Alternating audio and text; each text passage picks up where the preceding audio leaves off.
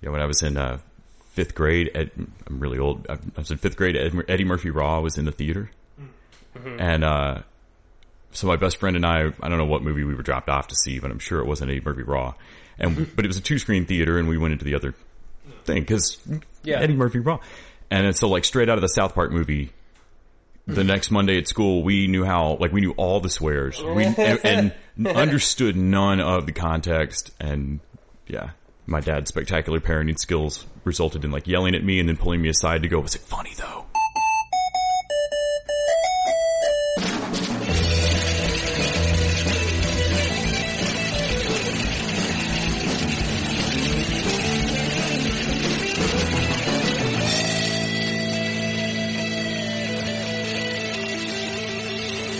And welcome back to the UGO podcast. UGO! Yes, special edition. Because we got a guest on for the news segment this time. It feels like he never left. But of course, I am Nick, the Merc with a mic, and my fellow unapologist here, Travis, and our guest unapologist. It is Justin Zarian. Once again, I never go away. Yes, Justin, who has joined us for many a time on Netflix and Kill now. He's nice enough to join us for the news of this episode. And this episode is going to be another Austin interview with us because we still got a couple of those to get through. How much more do we have? We got a couple of TV dudes to get through. So okay. This week is going to feature our interview with Les Weiler from the TV dudes. All right. I love Les. He's awesome. Yes, he's a lovely man. We talked to him a little bit down in Austin. I talked Game of Thrones with him, if I remember right. I believe he actually agreed with you on some things you were very much waiting to be agreed on with. Oh, that's right. I was wanting someone to agree with me on Arrow and Flash and stuff, and yes. I was like, finally, yes, someone. Vindication. But yeah, we had a great conversation about TV and ATX Fest, which he had just gotten back from the week we did the recording. It's a couple weeks old now, but he had some funny stories to share from there, and he's just an overall nice guy. So definitely stick around and listen to that interview with that. But before that, we of course got to do the Geek news, and I don't even know if we're gonna do trailer talk today. No. Well, I did find some trailers to talk about, but they're like nothing really. But like, there's the Tick trailer. Huh. Like, I'm like, I guess we could talk about that. And then there's like, I don't know, like I was going to talk about this Walmart ad featuring Batman and Superman. I was that desperate for just like video content. And I'm like, maybe we'll just skip, maybe just trailer talk. We'll just save it up for next week. That might actually be a good idea this time. Yeah, because otherwise, it's just there's some other indie stuff that kind of like has some trailers now. Unless you really want to talk about the Nut Job 2. I really don't. No. Yeah. So I'll tell you. From what I know, there's a lot of high profile trailers coming out the next several days. I mean, at least from the time of a recording. Yeah, so we can wait for that one. Because for listeners, we're recording this on Wednesday. Our normal recording is either a Friday or a Thursday, usually when the trailers drop more. So we're a little bit behind on that, so you'll have to forgive us and kind of join us next week for anything big that really drops. But yeah, with that, let's just get into it. How's everybody doing? Justin, how are you?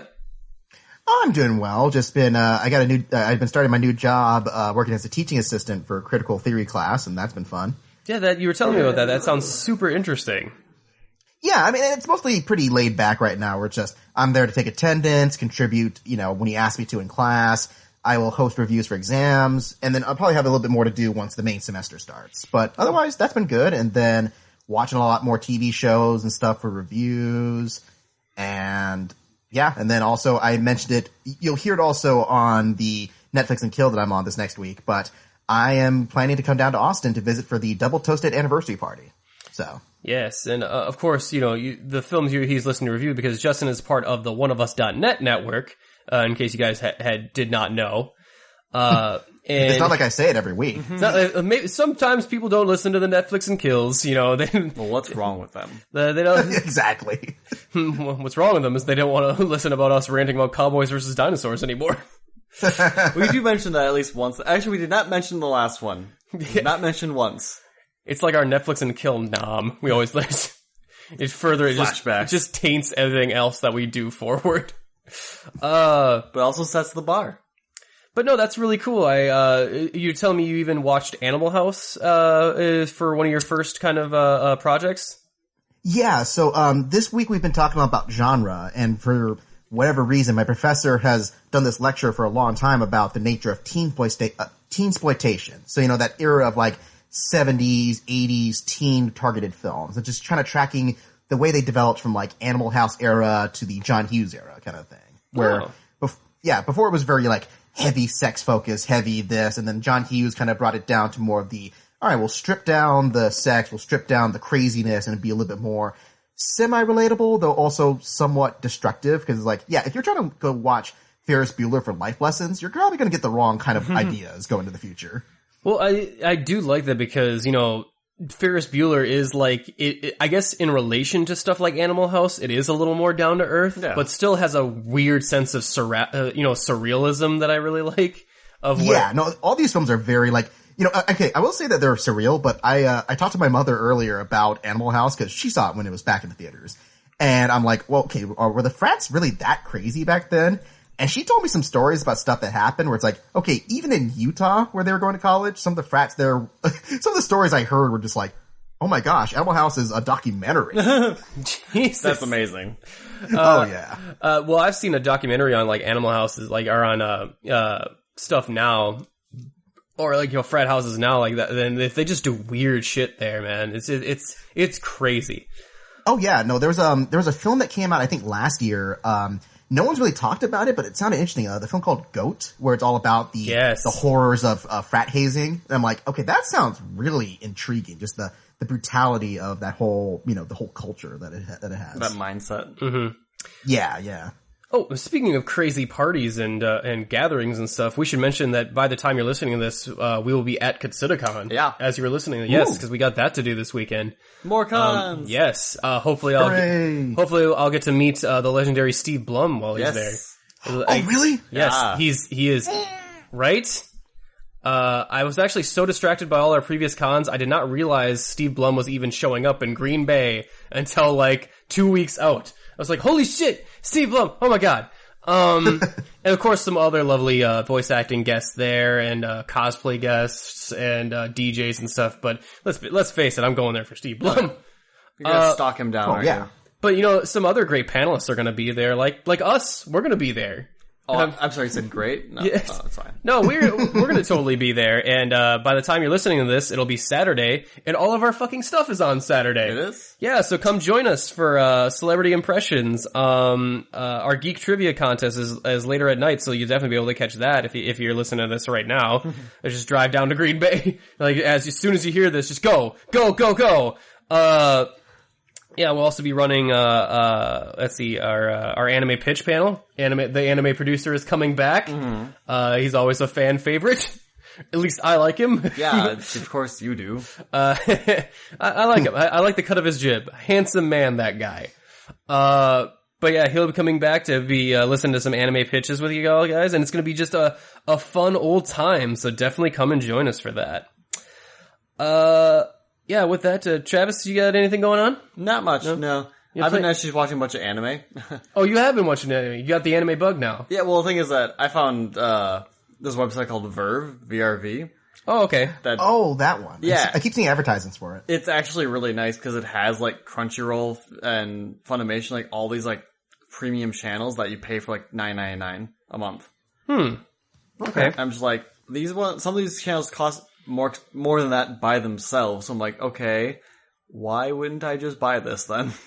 Man, we got to finish up Attack on Titan. Now that I think about it, we totally left that. Like, once we made our trip to Austin, like, so much things got hit on the back burner that we just we never finished it. Yeah. But yeah, that's I've been watching some Fairy Tail and watching Hero Academia as it releases new episodes because I'm really enjoying that one. Sweet. Yeah, that one does sound fun. I like the idea of anime superheroes, so I'm gonna give that one a try at some point. But with that, should we get into the geeky news of the week? Sure. Oh, I had one more thing. Oh, do you got one more? So I know we did the whole Telltale discussion a few weeks back, or at least a month or so now. Yes. And I had admitted that I actually did not play all the way through Minecraft story mode. Okay. Well, since the new season is starting up, I decided to rectify that. So I am about halfway through the season now, powering through Minecraft story mode. Okay, cool. How are you liking it? You know, I still kind of feel like the same thing where it's like, it's very, very good. It's really solid, but it's not like it's not terribly ambitious. And even more so because what I've realized, there's always the choices in Telltale games. Mm-hmm. The choices in Minecraft are almost completely inconsequential. Where it's like, yeah, some other games would give the illusion that your choices matter before they correct it. This one's like, yeah, whatever. It doesn't actually affect the plot. So Yeah. it's more just to see, hey, I chose this, you chose that? That's cool. See, I get into this argument with Kyle all the time about like the idea of illusion of choice, and he's just like Kyle's standpoint and other people's standpoint too is that if it doesn't actually affect the plot, then it's fucking pointless. And I'm kind of like, no, that's not true. 100% true. It is. For me, the illusion of choice, the way it's crafted, the way it makes you feel like your character is making significant choices, even if the plot kind of self-corrects itself, it does have inherent weight to it. Like, it at the very least makes that version of the character playing more unique. Yeah, the way, definitely from a character perspective, it is very impactful. At least I think. But Minecraft, I only played the first episode, so I'm not 100% sure. I can't remember how much I do remember liking it a little bit. Like the just humor in it overall was pretty funny. Oh yeah, no, it's very funny, and you can tell that because they got Patton Oswalt, they brought a lot of his buddies onto this, because like half the cast is like professional comedians and stand-up types throughout it. So yeah, I definitely enjoyed some of that voice work as well. But and no Troy Baker or Laura Bailey to be seen from yet. At least, well, they're for the more prestige work, I guess. for the A material, like like Borderlands and the Batman game. But yeah, I'm looking forward to the rest of the we haven't played Guardians of the Galaxy episode 2 yet. No, either. We're gonna do that. I'm curious to see what you guys think about it. I've been very intrigued by that episode. Yeah, we're gonna do a Let's Play on it pretty soon, so we'll come back with that. I'm excited because I actually enjoyed the first episode quite a bit. It was weird. It was pretty weird. I thought, like, you know what? If it does the same thing that Batman does and it's not afraid to do different stuff than the continuity, I would really appreciate, I would like that a lot if it really had some balls to stick with some, really major decisions. Like, and they do make some major decisions this episode. Oh, do they? Okay. Yeah. No, there's some stuff there where it's like, I don't think that's ever been explored in the comics now that I think about it. So cool. I'm curious what you guys think, which is funny too, because I'm like, I really want to review these and I just haven't been available for the We Are Error podcast reviews. Mm-hmm. And I know specifically they are not huge fans of this game. So maybe you and I, Nick, will have to come on and correct them a little bit. Yeah, maybe we'll have to set them straight. This is why you guys are wrong. But yeah, that's the point I liked the most about the Batman game, was just how different it was allowed to be from any other previous Batman, how far it was allowed to stray from canon. So that's why I hope Guardians does. But as long as we're speaking about Marvel, should we switch over to the news? Sure. Yes, indeed. Well, let's talk about Spider-Man Homecoming for a minute. That happened. Because that happened. And that was great. We saw it. I was just about to ask you, Justin, how'd you like it? You liked it? Loved it. I mean, and I'm a little biased just that Spider-Man's my second favorite superhero, but even considering that, because I hated the last two Spider-Man movies, the Amazing films, but this was great, like way better than I even expected. So yeah, and I'm seeing some stuff right now, some pushback of just like, it's not that great, guys, and I'm like, it's the internet. It's the internet. I disagree. I say it is that great. And the reason I say that is because it's finally captured my Spider-Man, which is 90s Spider-Man, which is Ultimate Spider-Man. And I know everyone's Spider-Man is different, but this one's definitely my version. I'm like, oh, fuck yeah. But yeah, it did really well over the weekend. Of course. Domestically earning about $117 million. And then I think internationally it was more like 257. Here it is, 257 million. That's pretty good. So very, very good. I think, it actually did come in behind Spider-Man 3. I think Spider-Man 3 was still a bigger opening than it. But, Well, Spider-Man 3 was riding off the hype of Spider-Man 2, so it was destined to have a huge opening. Right. and if you don't remember, Spider-Man 2 was like one of the biggest fucking superhero movies of the time. It was It like, was also one of the only ones. right. But yeah, it's, I think it's only behind as far as current movies, or at least, the movies released this year. I think it only fell behind Guardians of the Galaxy Volume 2 and Beauty and the Beast. Yep. 2 other Disney films. Wow, I wonder how Disney is doing this year. They are just enjoying themselves. Disney will control the world someday. Yeah, don't they have at least one more major movie, 2 more major movies coming out this year, don't they? Well, because they have the new Star Wars film, and then Thor, Right. and then I'm sure, and the new Pixar movie, Coco. Oh, goddamn. Okay. So they're not hurting right now.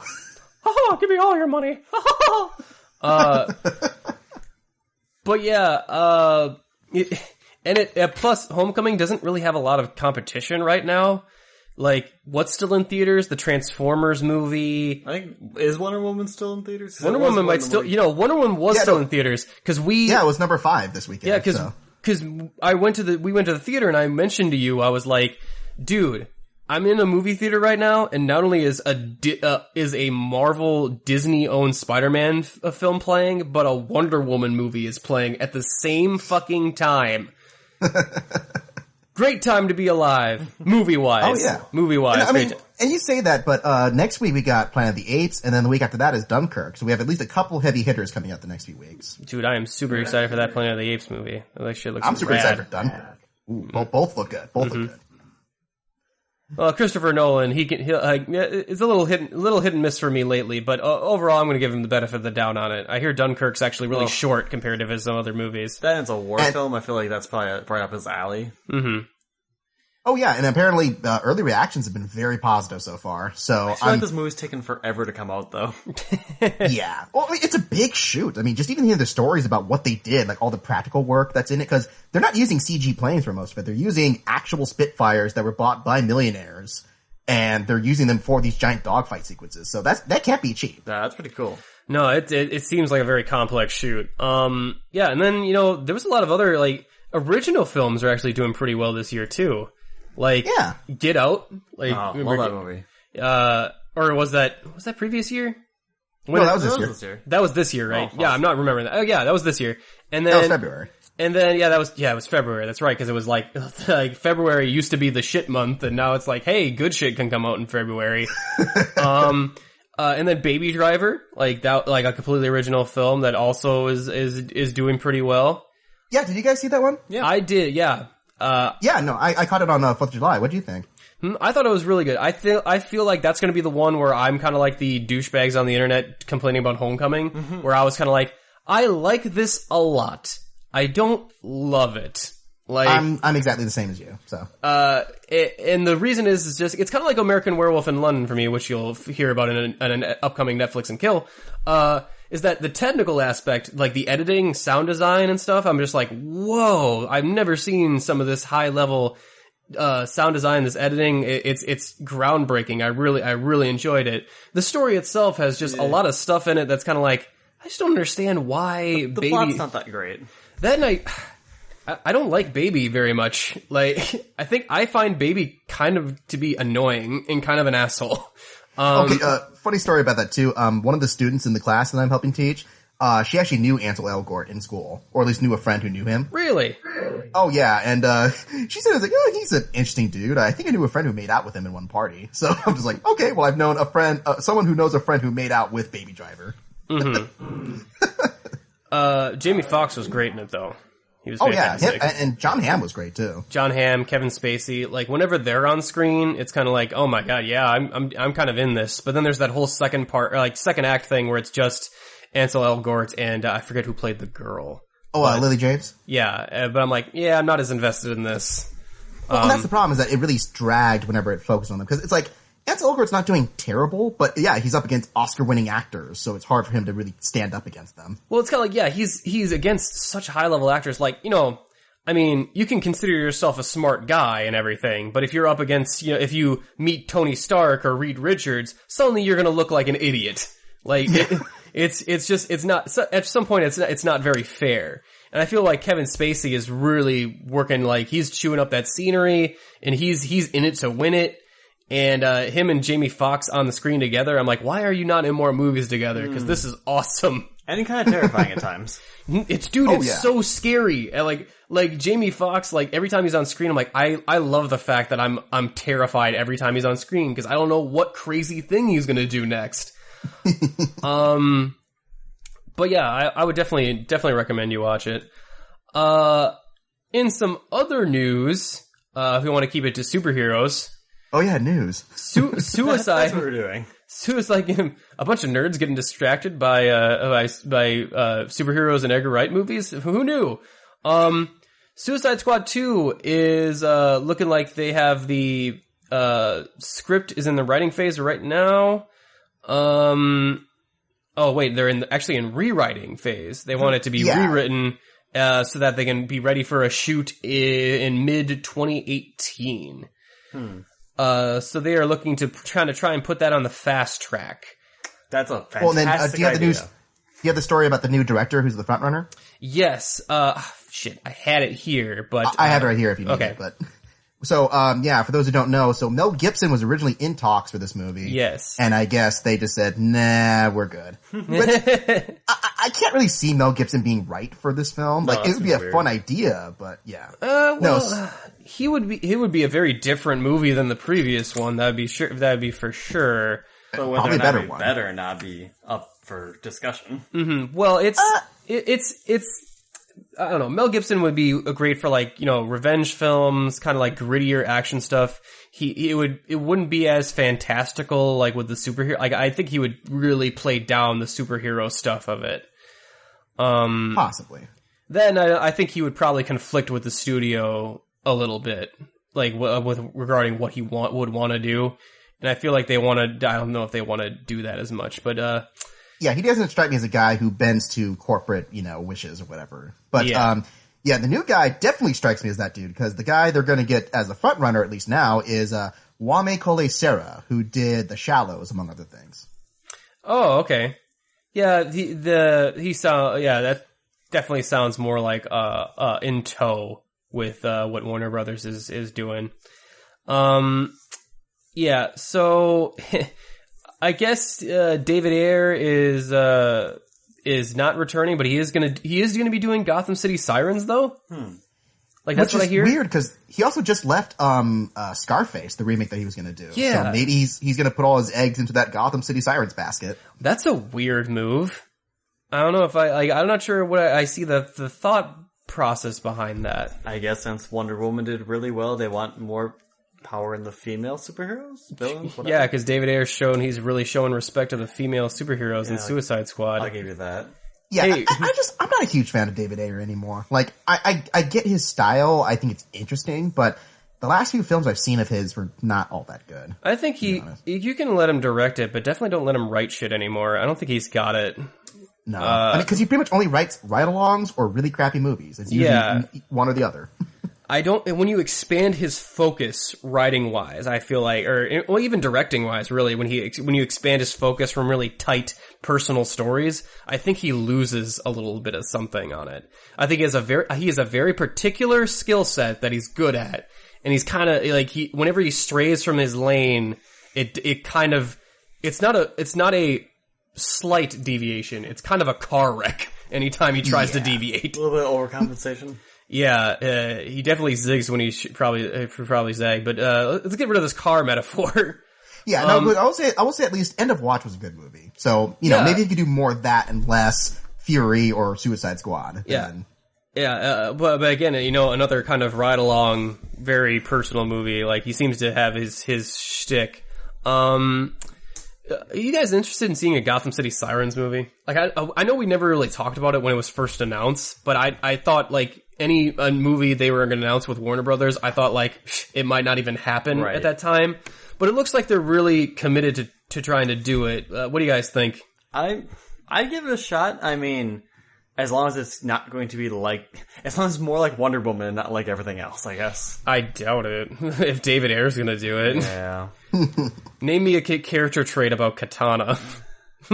Katana's not even going to be in it, is she? Or No, I was just trying to make a point. a point about any female character in Suicide Squad. Like, the only one you know anything about is Harley, and even Harley's relationship with Joker is the most generic, like, love story. Like, even the animated series did it way better than that. yeah. Let's not hold anything up to the animated series. Yeah. Well, because that's where she came from, too, so it's hard to Yeah. really argue against the source. But even I was just like, even a children's cartoon handled it with more respect and with way more gravitas than a full-fledged feature did. Yeah, but to be fair, none of the male characters really fared better either, so. Sure. Well, I think my real problem is that it feels like David Ayer doesn't take superheroes very seriously. And that's always an issue anytime we have this. But then he'll have scenes where, like, you know, slow-mo Deadshot is thinking about his daughter, like, very serious. And I'm like, wait, I thought you were having fun with this and we weren't supposed to take it seriously, but now we are? I don't know. I sense Suicide Squad's problem was just they couldn't decide what movie to make with to begin with. Where it's like, okay, it's a really dark, gritty drama. Oh, no. Guardians of the Galaxy made a lot of money. Now it's going to be a really fun, anarchic comedy film. No, okay, we can't just copy them directly. Why don't we try to just mesh the two together? And that's why we end up with what we got. So Yeah, it's a little bit of a mess. But yeah, on some other superhero news, Netflix is getting another superhero show. A live-action version of The Umbrella Academy. Huh. okay, I've never read this comic. Have you guys? I have not either, but I keep hearing great stuff about it. It's actually, I think it's written by one of the lead singers from My Chemical Romance, I think. Yeah, what's his name? Like Gordon Ray, Gary Ray, something like that? Interesting. Yeah, and it's supposed to be really good about, like, a very kind of subversion of, like, the superhero genre. It's about, like, these crazy kids that kind of go to... Gerard Way, that's his name. Yeah, it's about these crazy kids that go to a kind of messed up fucking Harry Potter school for superheroes. Oh, the Harry Potter school was never Hogwarts never got anyone killed. Well, apparently this one's even more messed up. Like, they even have a laxer code. But yeah, apparently they all have to, like, work, a bunch of these crazy kids have to solve together to solve, one of their father's deaths. But they have a hard time because there's interpersonal drama. Sounds like it makes a lot of sense for Netflix. I'm surprised it's going to be live action, considering the art style I see. I thought it would lend it more to a animated adaptation. I could see it being kind of Kingsman-ish, like if they have that kind of heightened palette. Might have to tone down some of the colorful costumes and stuff, but yeah, I think it could work, just from what I've seen. I mean, it couldn't be any worse than Iron Fist. I mean, and it doesn't help that the guy doing Iron Fist is also doing Inhumans, which also looks crappy. So, Oh, that's right. Talk about people who don't respect the canon at all. Yeah, like, comics? What are those? Yeah, we watched that trailer for Inhumans last week. That thing sucked. Can't wait to find the reason they allow Black Bolt to talk. Well, they don't. Apparently he's doing like some weird made-up sign language throughout a lot of it. Oh, that's actually respectful. I hope they kind of keep doing that. Yeah. Yeah, actually, I read a story while going through the news, and I didn't include it in my weekly news for Breakfast Pub, but it's like, oh yeah, Anson Mount's actually like, the only reason he did the role was because the guy doesn't talk. So it's like, oh, an acting challenge. So, Yeah, okay. All right. That's, I can at respect least that. That's an improvement to what we were thinking before. Yeah, it just looks crappy otherwise, though. Yeah. It's like, oh yeah, it just looks like a goofy fish out of water story. Yeah. Yeah, with that, speaking of, some Marvel Netflix stuff, because we were talking about Iron Fist and how much it sucked, Luke Cage, there was a rumor that Lucy Liu was going to be in Luke Cage Season 2. Really? Well, she was, said to be, in a coffee shop with, damn it, what's his name, that plays Luke Cage? Mike Coulter? Mike Coulter, yes. And they were in a coffee shop having, like, coffee together, and people were wondering, like, oh, are they, are going to be in the same episode, like, if they were shooting or not? But no, apparently, actually, Lucy Liu is going to be directing, at least one episode of Luke Cage Season 2. I think the premiere. Is she directing the oh, yes. Yeah, I see it right here. She is directing the premiere. That's interesting. Yeah. Yeah, I didn't know that she did directing. Like, I mean, I know she does Elementary, so maybe she's directed episodes of that. I did not know as well, but yeah, she has directed a couple episodes of Elementary, which she co-stars in. She's directed a short film about sex trafficking. She's directed a couple other TV episodes. I think of I think Graceland. And maybe one or two other ones. But as far as experience as a director, she doesn't actually have a lot under her belt. She has a couple. Yeah, no, I'm looking on the IMDb. Yeah, she's only done 4 episodes of Elementary, and then literally 1 episode of Graceland, and then that short film. So yeah. And so a very interesting decision from Netflix for the premiere. Right. But who knows? Maybe she had a really neat idea and she came to Marvel and pitched it, and they might have just loved. Like, the thing with the Marvel, at least what I understand from their TV episodes, is that they're really open to different directors' input and stuff. Variation. And, well, at least from what I remember from the guy who's showrunning Daredevil in Daredevil season 2, like, he was really open. I forget who showruns Luke Cage. Well, Luke Cage, it's that one guy who's a journalist on, like, Black African culture kind of stuff. I forget his name, but I can look it up really quickly. Yeah. But yeah, he comes from more of a reporter music background, from what I remember. Explains why probably the soundtrack is really kick-ass in Luke Cage. Right. Yeah, no, I think his name here, it's Chio Hidari Coker. Okay. And yeah, you know what, I'm actually excited for Luke Cage season 2. I was a little disappointed in the second half of Luke Cage. I think we've stated before our shortcomings, what we thought the shortcomings were. Justin, were you a fan of Luke Cage? No, not really. I watched like the first few episodes of Luke Cage, and I'm just like, I get why this might have appeal, but it's also clear that Coker, Keo Coker, Coker. I can't say his name right. That dude is not a filmmaker, because he clearly picked a soundtrack, he read a couple Luke Cage comics, and then assumed that he could kind of make a TV show around it, just like, because it'll be socially relevant. And, I mean, it wasn't awful, because Iron Fist came out shortly after it, and made it look better. Yeah. But, I felt like Luke Cage had a lot of potential, because I like all the actors, and I like Mike Coulter as Luke Cage. I think he's actually a really good choice for the role. I feel like, he's definitely another Netflix nailing the casting there, I thought. Yeah, but I feel like all the stuff he did in Jessica Jones was way better than anything in Luke Cage. Yeah, I thought he had his moments, and that, of course, Rosario Dawson having her most prominent role in Luke Cage helped. I really like her. Oh yeah, and she's great anytime she does. Which, also that makes me think though, if Lucy Liu's gonna direct, do you think she'll cameo at all in this show? Maybe. I don't know. I mean, I would say that it would be weird for Lucy Liu, like a very recognizable face, to just cameo as a, just random one-off character. But I wouldn't say it's out of the realm of possibility that she would be like. I don't think she'd be anyone that the comics would like name or whatever. I think she would just be some, other like minor character that might just show up for the first episode and then kind of just leave. Yeah. Well, I mean, at least this is still better news than RZA directing an episode last season of Iron Fist. Yeah. But yeah, with that, we're gonna move on to not some Marvel stuff, but some Disney stuff. Still kind of the same thing.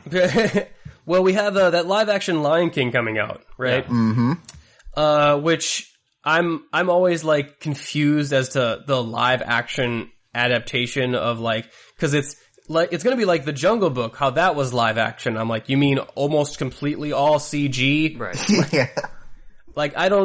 I think we need a new word for that, because I'm starting slightly to get more realistic. Because I'm getting confused as to what counts as live action. Yeah. But yeah, the Lion King is his voice his cast. It's Zazu. Okay. Yeah. So the voice of Zazu is going to be John Oliver. Perfect casting. That's amazing. Okay, I like that a lot. I was a little questionable about this whole project. I wasn't sure how it was going to go. Adapting Lion King, I'm just kind of adapting that level of a property. Jungle Book had a lot of time, in between Lion King. It just seems like it'd be kind of like, a little bit of a taboo, but that casting of John Oliver, I'm like, yeah, that makes a lot of sense to me and kind of makes me excited to see his version of that. Of course, John Oliver has his show Last Week Tonight. If you haven't watched it, we're big fans of it. I think he's even made fun of himself to where he's like, I look like a disgruntled peacock or a disgruntled parrot, like a parakeet or some sort of bird. Like he's made fun of himself like that. He's self-deprecated himself as a bird. So I find it very funny that he ended up being a bird. Yeah. But yeah, and this won't be his first animated voice role because he's also cameoed in like Rick and Morty among other things. So Rick and Morty, yeah, he was the amoeba from that one episode where they had a theme park inside a homeless man. Yeah, yeah. And he sounds enough like Rowan Atkinson's take from the original Lion King. So I'm like, yeah, I could totally see him playing this role. Mm-hmm.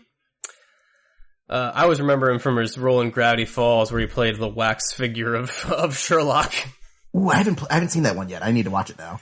It's pretty good. I like it quite a bit. But yeah, this is going to join their live action remakes of, say, the Jungle Book, like we previously mentioned, Sleeping Beauty, Maleficent, Cinderella, Beauty and the Beast, even the most recent one. How do you feel about these live action adaptations of the 90s classics? Most of them have been mediocre to sucky, to be honest. Maleficent was just meh, and then Cinderella was good meh, and then Beauty and the Beast was kind of a train wreck, I thought. Like, not horrible, but, it's still that argument I make about a lot of these remakes is like, what about these remakes makes any improvement that's better than the original film? Now, that's the thing. I don't think that's their purpose. No, but their purpose still, that's the thing is that they're just moneymakers. Yeah, they're just here to make money. Yeah, but having said that, Jungle Book was actually pretty good. I love Jungle Book, actually. I've learned to trust Jon Favreau a lot, he's directing the Lion King remake, this new Lion King film. And he's only misfired a couple times, but more often than not, he makes good films. And I think Chef kind of proved that he can be trusted with a little more creative freedom. Because it showed like, okay, yeah, clearly he voiced his concerns about the studio system. The studios gave him some more liberty to work on Jungle Book and make it the film that it actually became, kind of thing. So hopefully they'll do the same here because Jungle Book made them a ton of money. Well, Jungle Book was allowed to be different, very different from the original cartoon. And, when I think of stuff like Cinderella or the recent Beauty and the Beast, which is just like, if you're just going to follow the story so religiously, like what is the point? If you make a couple changes here and there, but like at least I'm one of those weird people that likes Maleficent. Like I like it too, actually. Like quite a bit, just because I'm like, I like this idea of this bold choice of like, no, the villain is actually just misunderstood and actually the hero. I'm like, hey, at least that's different and is actually a story that you can follow in a way that I'm like, oh, I actually don't know how this ends. But yeah, now they're talking about remaking Aladdin, a live action adaptation of Aladdin. I'm like, I don't know how you would do that, in a live action setting. Well, have you heard about the trouble they're having casting the film? Apparently, yeah, like where. Hey, we're having trouble casting, the main guy for Aladdin. And I'm like, I don't know, cast a brown guy. Well, no, I think specifically the problem is finding ones who can act and sing. Because, it's like, yeah, I'm sure they're out there, but... Oh, it's going to be a musical, too? Oh, yeah. No, they made it very clear after Beauty and the Beast made a ton of money. It's like, okay, yeah, we said it wasn't going to be a musical at first, but I think we're going to change our minds on that one. Oh, okay. Because I heard it wasn't going to be a musical. So you have to find a brown guy who can sing and act. Oh, well, get a Bollywood guy. Well, and that's the thing, is like, that would make sense, but I guess it depends on, because they don't have any name recognition, at least not in America, probably, for a lot of Bollywood. Well, who gives a shit? It's Disney making one of the most famous movies in the 90s. Their market of people that are going to go see that, they're already going to go see, like, who saw Beauty and the Beast just because fucking Emma Watson was in it? Like, really? I can tell you a lot of people. Really? Like, well, that's the thing. Like, that's the thing they sold the movie on, other than the remake about it, is that they had this humongous cast of recognizable names. Fine, then you can still make the genie a popular character. Yeah, Jasmine can be popular. Make everyone else a popular name. I don't know, but then again, everyone else should also be. If they're going to do it live action adaptation, they should all be. Where is People of color? Yeah, well, it's Middle Eastern at least, because I don't even know where Agrabah's supposed to be. But like, yeah, Middle Eastern. But again, you can choose whoever the fuck you want for Genie. Mm-hmm. Which apparently they're talking to maybe Will Smith to play that role, from what I heard. Please okay, no. Fine. Whatever. I would rather you didn't. Yeah, but he'll sell. Yeah. Okay, to be fair, who else could replace Robin Williams in that? No one. That was his role. My vote would go to Patrick Warburton, but that's just me. Yeah, that'd be pretty good. He's not manic enough, I don't think. Like, he's a funny dude, but he's more deadpan funny. Don't do manic, because you can't out-manic Robin Williams. There's not enough coke in the world for you to out-manic Robin Williams. Actually, you got Warburton on coke would be hilarious. You gotta turn into the skid. You play it reserved, but also funny. You know, like, when John DiMaggio played his version of the Joker in the Red Hood animated adaptation, and he totally took it in a completely different direction of just like, oh, I'm gonna play the Joker completely down, except for like manic bursts of craziness. Like you gotta go different with it rather than try and copy, because if you try and copy it, you're gonna get a bad impression, and that's not the way to go with it. Yeah, and you get Beauty and the Beast. And I'm like, and I love Aladdin. Aladdin's like my favorite fucking Disney movie ever. And, I think it's the best of that 90s crop as well. So I'm a little invested in that. But even then, I'm just kind of like, well, they'll just make a shittier adaptation if the worst happens, and I'll still have the animated version to go back to. And the sequels. Okay, you joke. But I kind of like the King of Thieves. That one was alright, yeah. Well, like the sequels are like the beginning and end of the TV show, really. Yeah. Which the TV show, it ain't bad. I actually like the TV show. But yeah, with that, should we move on? Speaking of TV shows and fantasy TV shows, the Game of Thrones people were actually asked about their characters and what, since we are pitching so many fucking spin-offs to the goddamn Game of Thrones series, they're just and since George R. R. Martin will just greenlight any TV show project that people ask him, just like, you want to sponsor my project? Yeah, sure, why not? Sure, whatever. It's not like I'm going to finish the books anytime soon. But yeah, apparently even some of the actors are getting in on it, showing like, hey, what would you like spin-offs for some of your characters? So yeah, so for the actress for Euron Greyjoy and Yara Greyjoy, they couldn't quite agree on what they'd like to see. I guess Euron wanted a history of grayscale, the affliction that plagues Jorah, which is weird. That's not even his character. No, that's completely different. It's like, no, he's maybe just, that's one of his favorite parts of the show. I guess. Meanwhile, Waylon, who plays Yara, would like to see a Greyjoy-themed cooking show. Okay, that'd be funny. The Iron Chef Islands. You've been voted off the island? You've been voted off the island. The Drown God will now claim you because your souffle was subpar. Not enough Dornish wine in your cooking. Apparently, John Bradley, the guy who plays Samwell Tarly, wants to see his character in a reality TV show where Sam and Gilly are going to go around and doing home renovations or something. Something quite mundane, or something like The Trip. Sam and Gilly are going to testing restaurants and things. Sam deserves, or something that Sam deserves, and something Sam quite likes. Dude, that would be so awesome. Then have Steve Coogan as a Game of Thrones character alongside them. I would totally watch that. You gotta be, you're imagining your future for your character, and I'm like, don't do that. That's creating pathos. You're gonna die. Davos, the Onion Knight, I think he's played by Liam Cunningham. Yeah. he wants a prequel. Of course. He's thinking, I'd like the sound of Better Call Davos. Well, to be fair, his character got way more screen time than he ever actually had in the book. So, sure, why not? Davos is like one of the most beloved characters on the show. Yeah, and he's like, and it's like, yeah. Let's watch him lose a finger. It's gotta be that. The spinoff that will work. He's quoted as saying that will make HBO a fortune. They can retire after the end of that one. Yeah.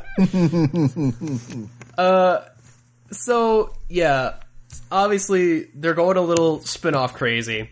But They're just joking around. They're not serious. But yeah, these ones are just jokes. Like this is the, I kind of like that the actors are also kind of in on the joke that, yeah, there's a lot of spin-offs getting planned, aren't there? But, a spin-off in the Game of Thrones universe does kind of make sense. It is a vast universe. I mean, I feel like, what do they have, 5 in the pipeline? Something like that, yeah. God, that's too many. That's way too many. But We'll see how many of them actually get made. Yeah, So. we'll see. But I wouldn't mind a prequel of the previous war. Yeah. I mean, we know how it ends, but we don't know the details of, some of the other characters that obviously George R. R. Martin had that thing kind of really in his mind's eye kind of planned out, since most of the stories deal with conflicts that were from previously. I don't know. What do you guys? What would you guys like to see as a spin-off series? Like, is there any particular characters or story ideas you guys would like to see as a spin-off? A prequel could be good because, like you said, there is a lot of unexplored stuff going on. Other than that, I guess we would have to just see who lives the rest of the series, because pairing some of these people up for a whole side story could be fun too. But all depends who's left. Yeah. Justin, what about you? Do you interested in any of the spin-offs? I just want Game of Thrones to end well, but I guess if I had to see a pseudo spin-off kind of thing, just follow Arya as a character and just make it Arya of the Night or something like that, or some like elegant sounding title kind of thing. Because I can see, she's young, she's, a really good actress, and that character has a lot of potential. Yeah. Let's watch Arya murder more people. The super daredevil serial killer that she's becoming. Yes. Yeah, I actually, I can get behind an Arya show. I think that she's one of the stronger characters, and I do like it. I do agree with Justin, though, is that I'm like, at this point, I'm just like, please stick the landing. I've seen other shows not to stick the landing and really, like, fuck me up on the rewatches of, like, I don't want to rewatch them. So, yeah. Battlestar Galactica. But,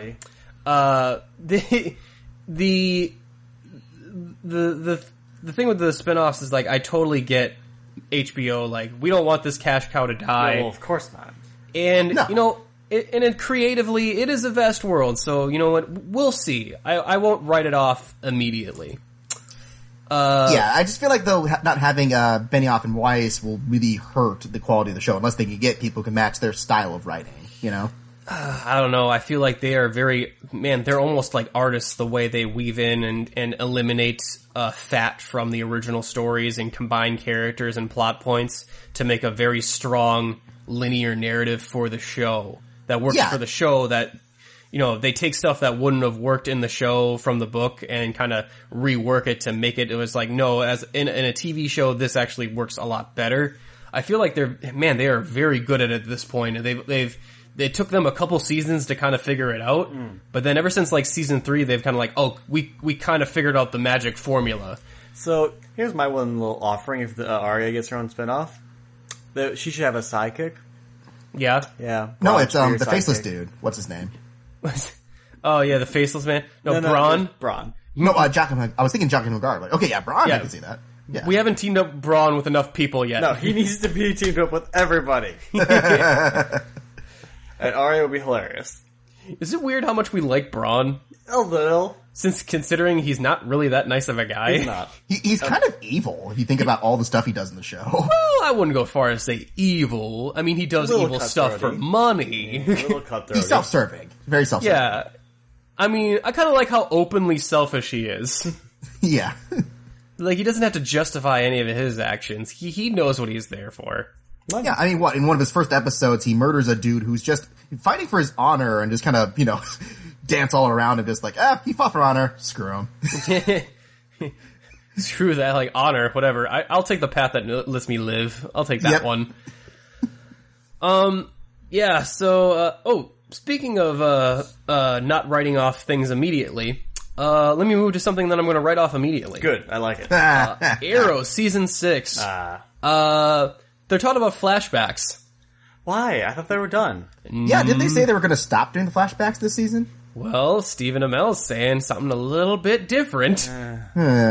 He's saying that, well, there's going to be in the first episode takes us back to the immediate aftermaths of the events of the finale.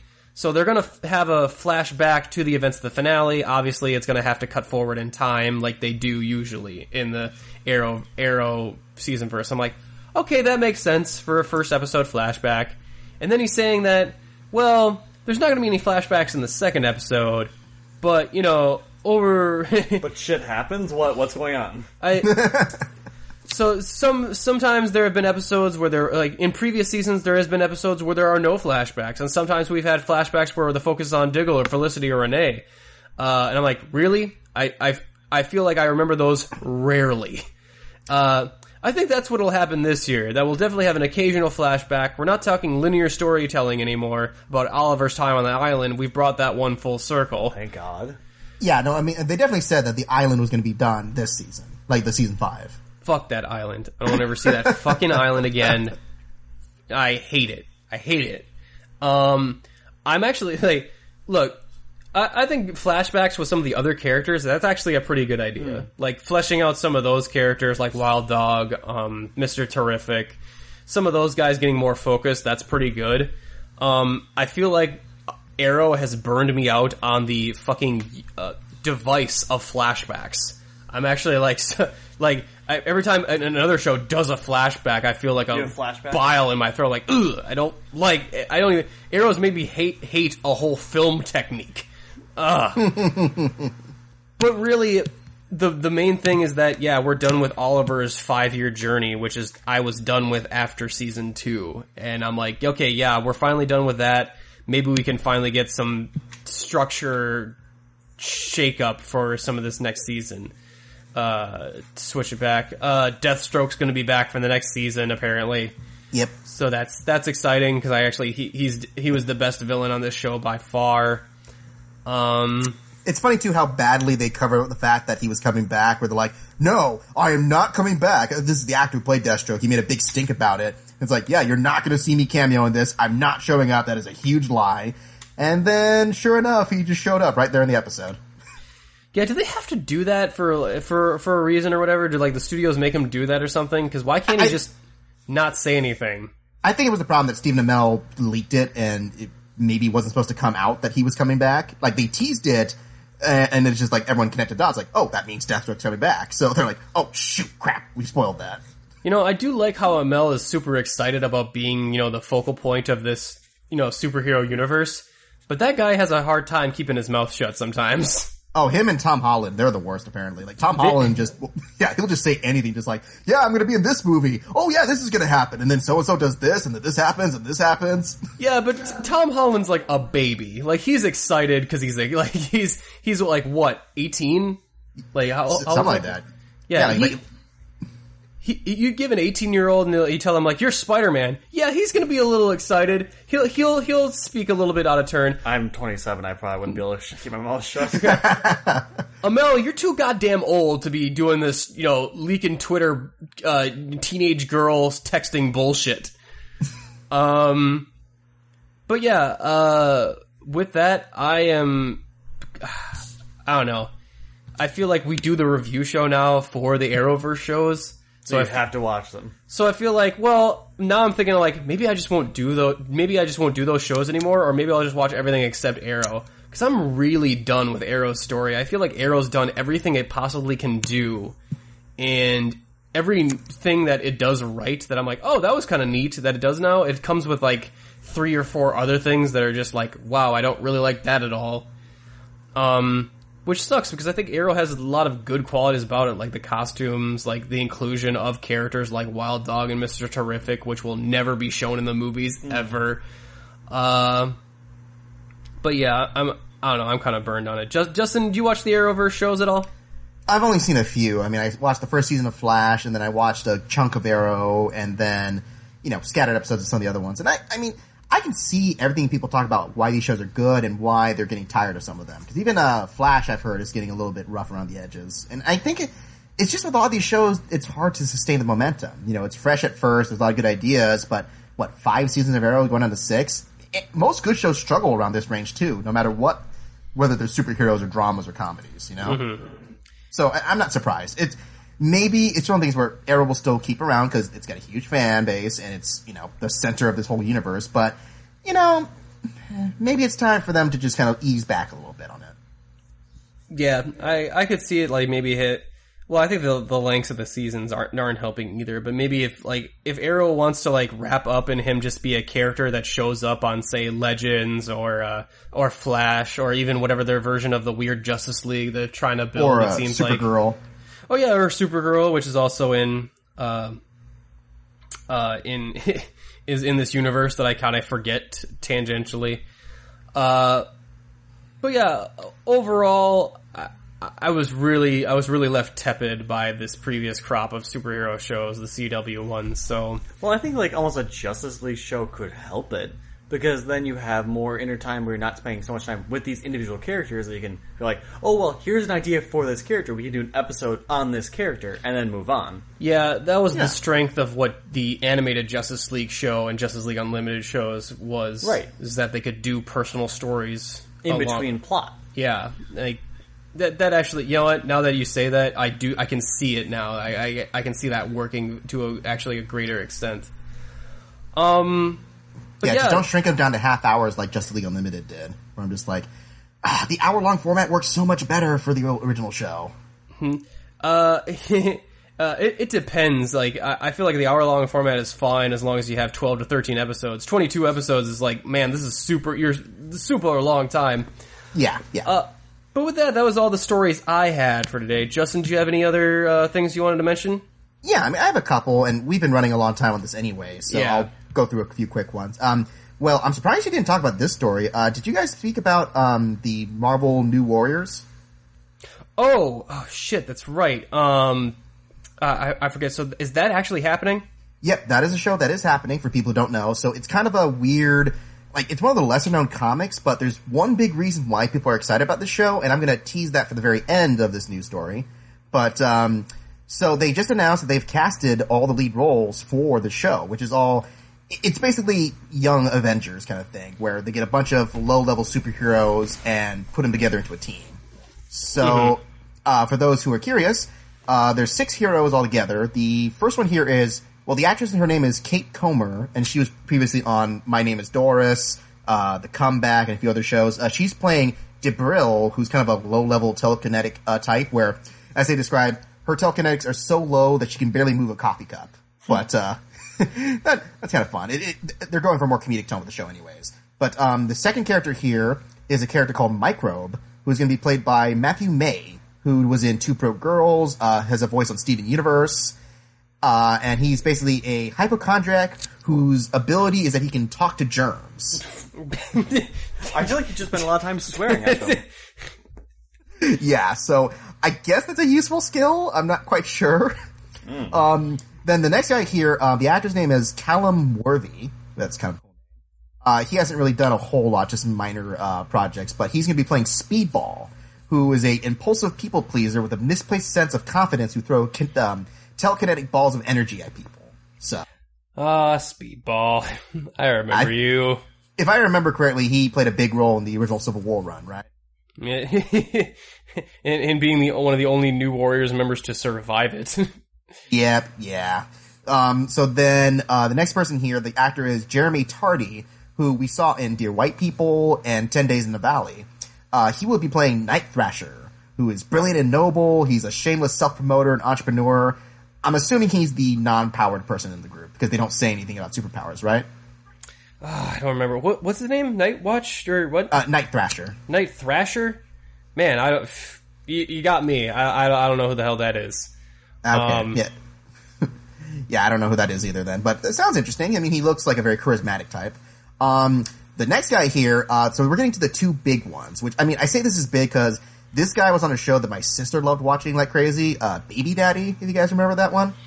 Oh, I remember seeing that. It looked like another sitcom thing. I don't think I ended up watching it. I did read about this one now that you mention it. Mm-hmm. Yeah. I know what this one is. No, and it's not a great show, but at least I will say, of all the people who are on that show, and it's full of like, no-name B-list or C-list actors, this guy was at least somewhat charismatic. His name's Derek Theller, and I think he played the brother of the main character. But he's going to be playing Mr. Immortal, and, basically his idea is that he can't die, supposedly, as long as he claims. Yeah. So, I thought he was one of the Great Lake Avengers, wasn't he? I think they're kind of they're just combining a bunch of different stuff, because, especially with this last one, the big one that everyone's been waiting for, because you can't sell any of these dudes in their own TV show, you have to pick someone who's popular.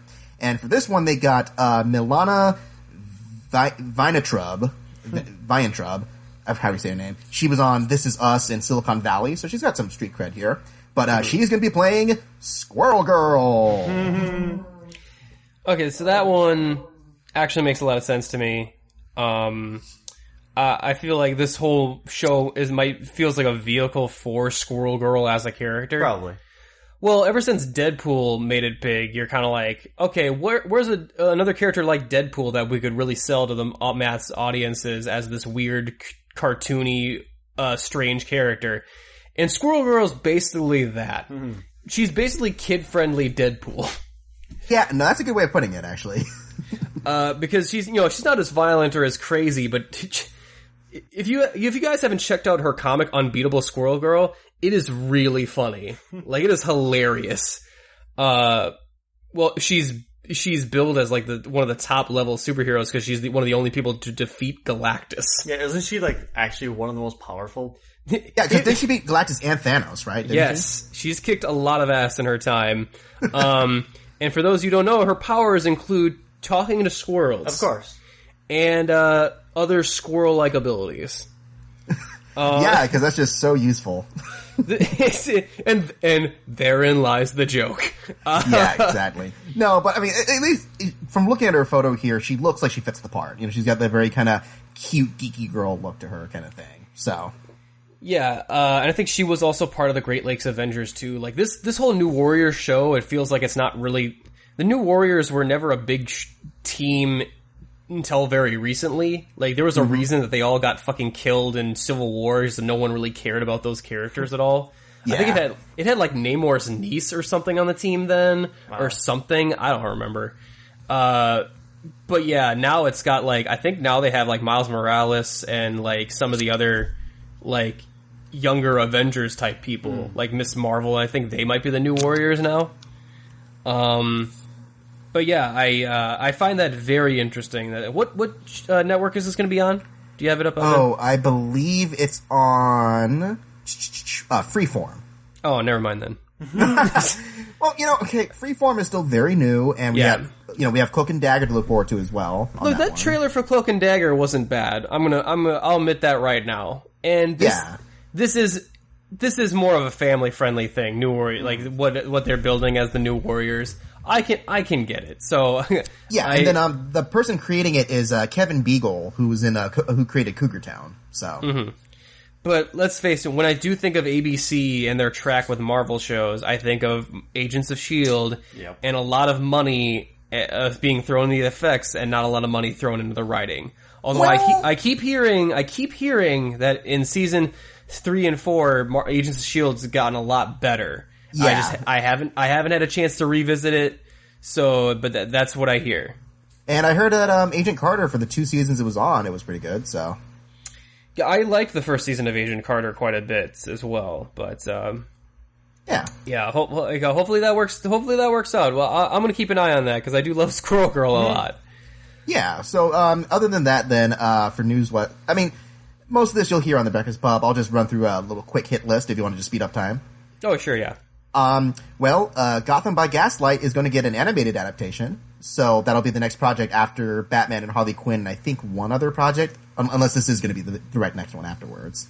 Yeah, I'm not sure how crazy I am about the DC animated films. They've been kind of hit and miss for me lately. Although that Harley Quinn one looks kind of fun. Yeah, it looks fun enough, and Gotham by Gaslight is at least a unique idea, so it's like, hey, feel free to experiment. If you can't do it in the live action films, try an animated movie and try something that people aren't familiar with. And yeah, Gotham by Gaslight seems like a good choice. Yeah, very true. Yeah, then other than that, I had a couple right here. This is more of the serious films, which is my forte kind of thing, the art guy. But Quentin Tarantino just announced what will reportedly be his next film, because he likes to run his mouth off a lot on various projects he is or isn't doing. But I find that very disparaging. I always mean when I speak, where's that Coke? Yeah, that's Tarantino, all right. But supposedly, what it sounds like, he's written the script. He's actually getting casting for this. He's going to do a film on the Manson family murders. Really? So, That's interesting. Yeah, so that sounds like something very, it's kind of in his wheelhouse, but it seems very different too. But reportedly he's approaching Brad Pitt, Jennifer Lawrence, and Margot Robbie as possible stars in the film. So, they seem to be like, those are good gets, probably. Yeah. I mean, I'm not against any of those choices. So, and Brad Pitt's worked with Tarantino before, and actually Jennifer Lawrence was supposed to be in Hateful Eight, but her schedule didn't allow it. So that's when Jennifer Jason Leigh took over her role. So, okay. Yeah. Other than that, the guy who did Moonlight last year, Barry Jenkins, who won, after they actually got the Oscar for Best Picture from Moonlight, from La La Land.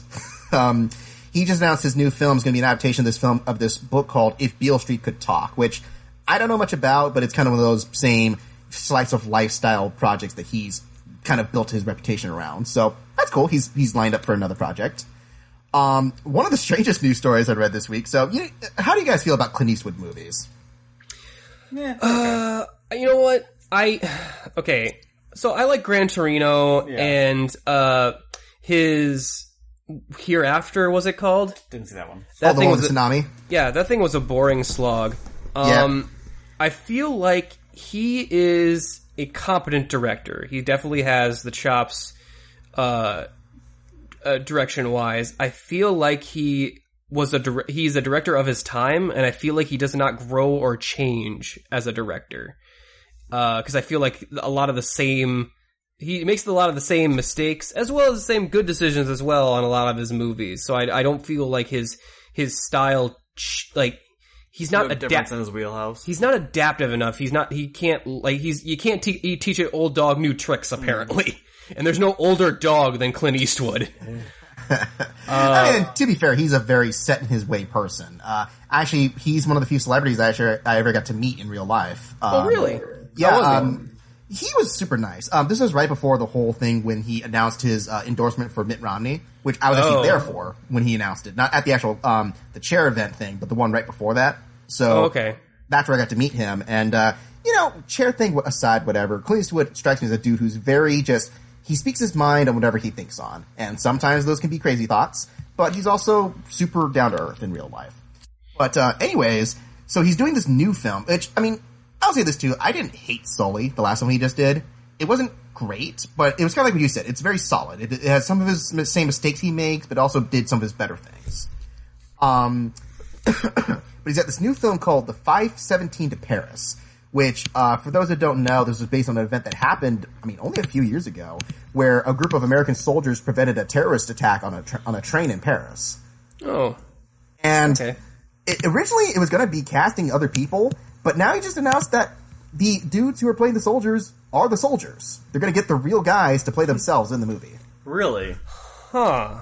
Yeah, which, Clint Eastwood does that a lot, which I will say that's kind of one of his strengths as a director, where he'll get big-name stars for certain roles, but he's also very prone to casting smaller roles. Like, even, what was it? American Sniper, where you got Bradley Cooper and Sienna Miller, but then almost all the cast is, small to no-name actors, and even some actual soldiers.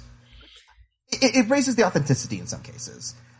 I don't know how casting the actual guys to play themselves will translate in this film, but it's an interesting idea, at least. Yeah. Well, the last time I remember that happening was that military shooter. Fuck, what was it called? Act of Valor. Yes, that's exactly the Call of Duty one. Yeah, to be fair, that was a fictional movie too, so it's not actually based on a real event. Yeah, but they got real soldiers to play the actors, correct? Yeah, but also to be fair, the director is not one you would call him and Clint Eastwood are very different as filmmakers. Let's just say that. Clearly. Yeah. I don't know. The idea of casting soldiers is good for like authenticity, for when they're actually doing soldiery stuff. I can see that. I feel like it's easier to train actors to act like soldiers than it is to train soldiers to act. It's kind of their job. And so I feel like whatever authenticity you bring to that physicality of it, while that's nice and everything, if they have to do some really heavy lifting, emotional, acting in it, I feel like that's gonna fall flat just because they're soldiers and they're not actors. That's their thing. I almost feel like this is more like a shtick where it'd be like, this will probably sell well with a certain crowd of people. Like, oh look, they got these people, they're American heroes and all that. Well, that will probably sell well. Well, it depends on what type of movie it is, I guess. If it doesn't have, maybe it doesn't have a lot of dialogue. Maybe it's very man on a mission, just them, and a lot of it is told through the visuals of, maybe Clint Eastwood's directing. But then I think of his previous films, and they're very dialogue heavy, like Gran Torino, Sully. He doesn't do that whole lot with the camera in order to visually tell his story. So I think that I don't see a way for this to not come out kind of mediocre at best. Well, I mean, again, Clint Eastwood is very hit and miss lately. Like, I think his last great movie was Letters from Iwo Jima, which was, I think, a masterpiece of war films. Yeah. Again, that's a war film, and I feel like that's more in his wheelhouse. Which this could also work to his advantage as well. So I won't say that, like, I'm going to be completely honest. I'm not very interested in watching it. I feel like Clint Eastwood is only losing steps the more films he makes. I feel like, I think you had a couple good films in you, and then I think you only had those couple good films in you, which happens to a couple directors. Well, to be fair, I mean, if you look at his catalog, he has a lot of great movies that he directed. I mean, a lot of them are older movies, but he's had a lot, like even Unforgiven, I want to say it was The Outlaw Jonesy Wales, which was a great Western if you ever get a chance to see it. So, I mean, he's still got some chops, a few. Yeah. And you bring up a good point, and I always forget about his earlier work too. I guess now that I know him specifically as a director, I feel like, that's what I know him most for now, is the films that he directs. But yeah, I guess I won't be shocked if he actually pulls it off and makes a pretty compelling film off of this. Yeah, no, it was a very unconventional casting choice. And I will say also, it struck me, one of the few times I actually saw a soldier who became a good actor, at least for the one film that he was in. There's this great old movie for you fans who are curious about old history. A film called The Best Years of Our Lives from 1946. And they actually cast a real soldier who had lost both hands in the war. Like, it wasn't an effect. Oh, what? I was like, Jesus. Yeah, no, that's the thing. It's a great drama. Like, one of the first, post World War II, heavy drama films about PTSD, before it was actually PTSD. And so, they actually got a real soldier who lost both his hands to play a character who lost both his hands, and just pretty much adapting his life story onto screen. And it's kind of a masterwork, because that guy, he's not an actor, but he emotes unlike any actor that you will ever see in any film, because this is his real story that he's dealing with. Well, it deals with his real pain. It's almost a documentary for him, so that makes sense to me. Oh yeah, and that guy is just, if you ever get a chance to watch it, it's a long movie, but if you ever get to watch just a supercut of his scenes, Harold Russell, it's fantastic. Just a great work itself. Yeah, very interesting. I'm gonna have to put that on my rotation if possible. Yeah, I know, it's a long list. I only have one last story. It's a very quick one. One last one? Yeah, just quickly. So, Coen Brothers, they're making a new TV show. It's a Western. It's an anthology series. Pretty much, it seems like they're doing it very, the Black Mirror style, where everyone's an individual movie, from what I heard. And they just recently announced some of the actors who are in talks for it, and among them are James Franco, Tim Blake Nelson, and Zoe Kazan, which, hey, I like all those actors. James Franco's riding off a high from The Disaster Artist that's coming out soon. So, and I love the Coen Brothers. And they have a good track record with Westerns. Those sound about right for Coen Brothers characters. I think I like the idea of the Coen Brothers Western. I mean, they did a Western before. Yeah, they did the remake of True Grit. True Grit, right? Yeah. And then No Country for Old Men is a modern Western in that case. Yeah. I was just about to say, like, yeah, No Country for Old Men is definitely heavily entrenched in those Western elements. So I kind of like that idea. A TV show, I don't know if Western TV shows don't have that great of a track record, but Coen Brothers, I think they're excited, like, maybe they're just mad that Fargo is just like, damn it, we didn't get involved in that, and now Fargo is one of the best TV shows on the air right now. God damn it, we got to get in on this TV thing. Yeah, and this is the trend that a lot of filmmakers are moving over to TV because it just gives them more freedom to do whatever they wish, more flexibility. I'm not sure the Westerns, especially Western shows, are expensive. Like that whole set design and just the costumes and stuff. Horses. Yeah, but their name commands a lot of respect too, to be fair. So I'm sure they could probably get the funding if they ask about it. So I think so too. But hey, Deadpool, even Deadwood got canceled. So just because there's not even a chance for you to advertise, in the show at all, like in show advertisements. Yeah, but thankfully also this is a limited series, so I think it's only going to be these 6 episodes and then they're done. So at least that's a good thing, where it's limited. Yeah, so I think I can really get behind that. So I'm actually really excited for that. I think the Coen Brothers make some really, even films like I don't like, I mean, I do like No Country for Old Men, but like that ending is just like, what the fuck? But the rest of that movie, you and everyone else are wrong about that, so you're okay though. That's fine. Oh, don't get him started, please. Oh, don't get me started. I will fight you.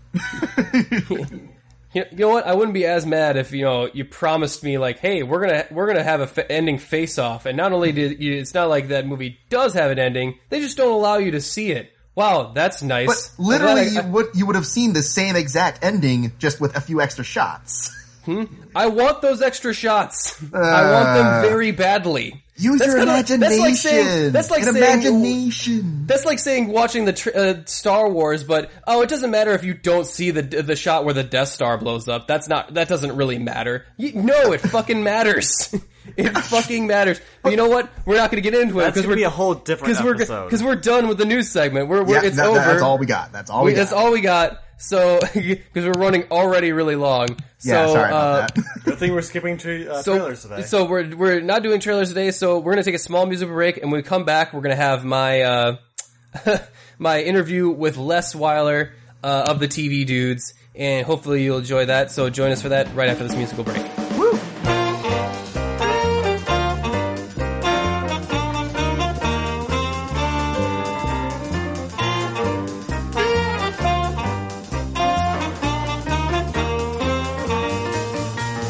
And welcome to the UGO podcast. Another great interview I got here today. Well, I shouldn't say that. It's preemptive to say that. I don't know how it's going to go. It could be shitty. I don't know. It could be anything. We like to keep you on your toes here at the UGO podcast. See, just like that. You don't know what's going to fall off of where. We keep it completely spontaneous. But who's keeping it spontaneous with you? Well, it's me, Nick the Merc with a mic, and my guest here, Les. You want to say hi? Yeah. Hey, it's Les Weiler from the TV Dudes. Mm-hmm. And just full disclosure, that was a Crush bottle cap that hit the floor. We'll spill other bigger stuff later. Oh yeah, because I'm a huge fan of Orange Crush, and I can never get it in bottles where I'm from. Because we are recording in Austin, Texas right now, where I can get a lot of good food and drink and stuff. So I'm taking full advantage of it, even on a podcast, which is such a no. I was going to ask if you found that like under the passenger seat of your DeLorean, or like where exactly you got a bottled Orange Crush. Look, sometimes when you travel 88 miles an hour, you pick up some stuff, you forget it's there, the timeline gets a little, I mean, I don't think I did too much damage. I mean, Zima's on the market again, so Zima. I saw somebody on Facebook the other day with a photo of like a Zima in their hand, and it was a present day photo. What? Yeah.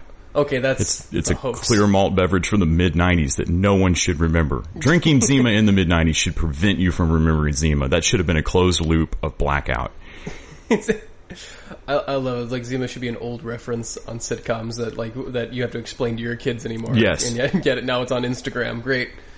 But yes, we brought you on because we want to talk with you, and we've done interviews with some of the other TV dudes like Randy and Grant, and I enjoy your stuff when you're on as well. You're one of the rotating co-hosts, yes. Right?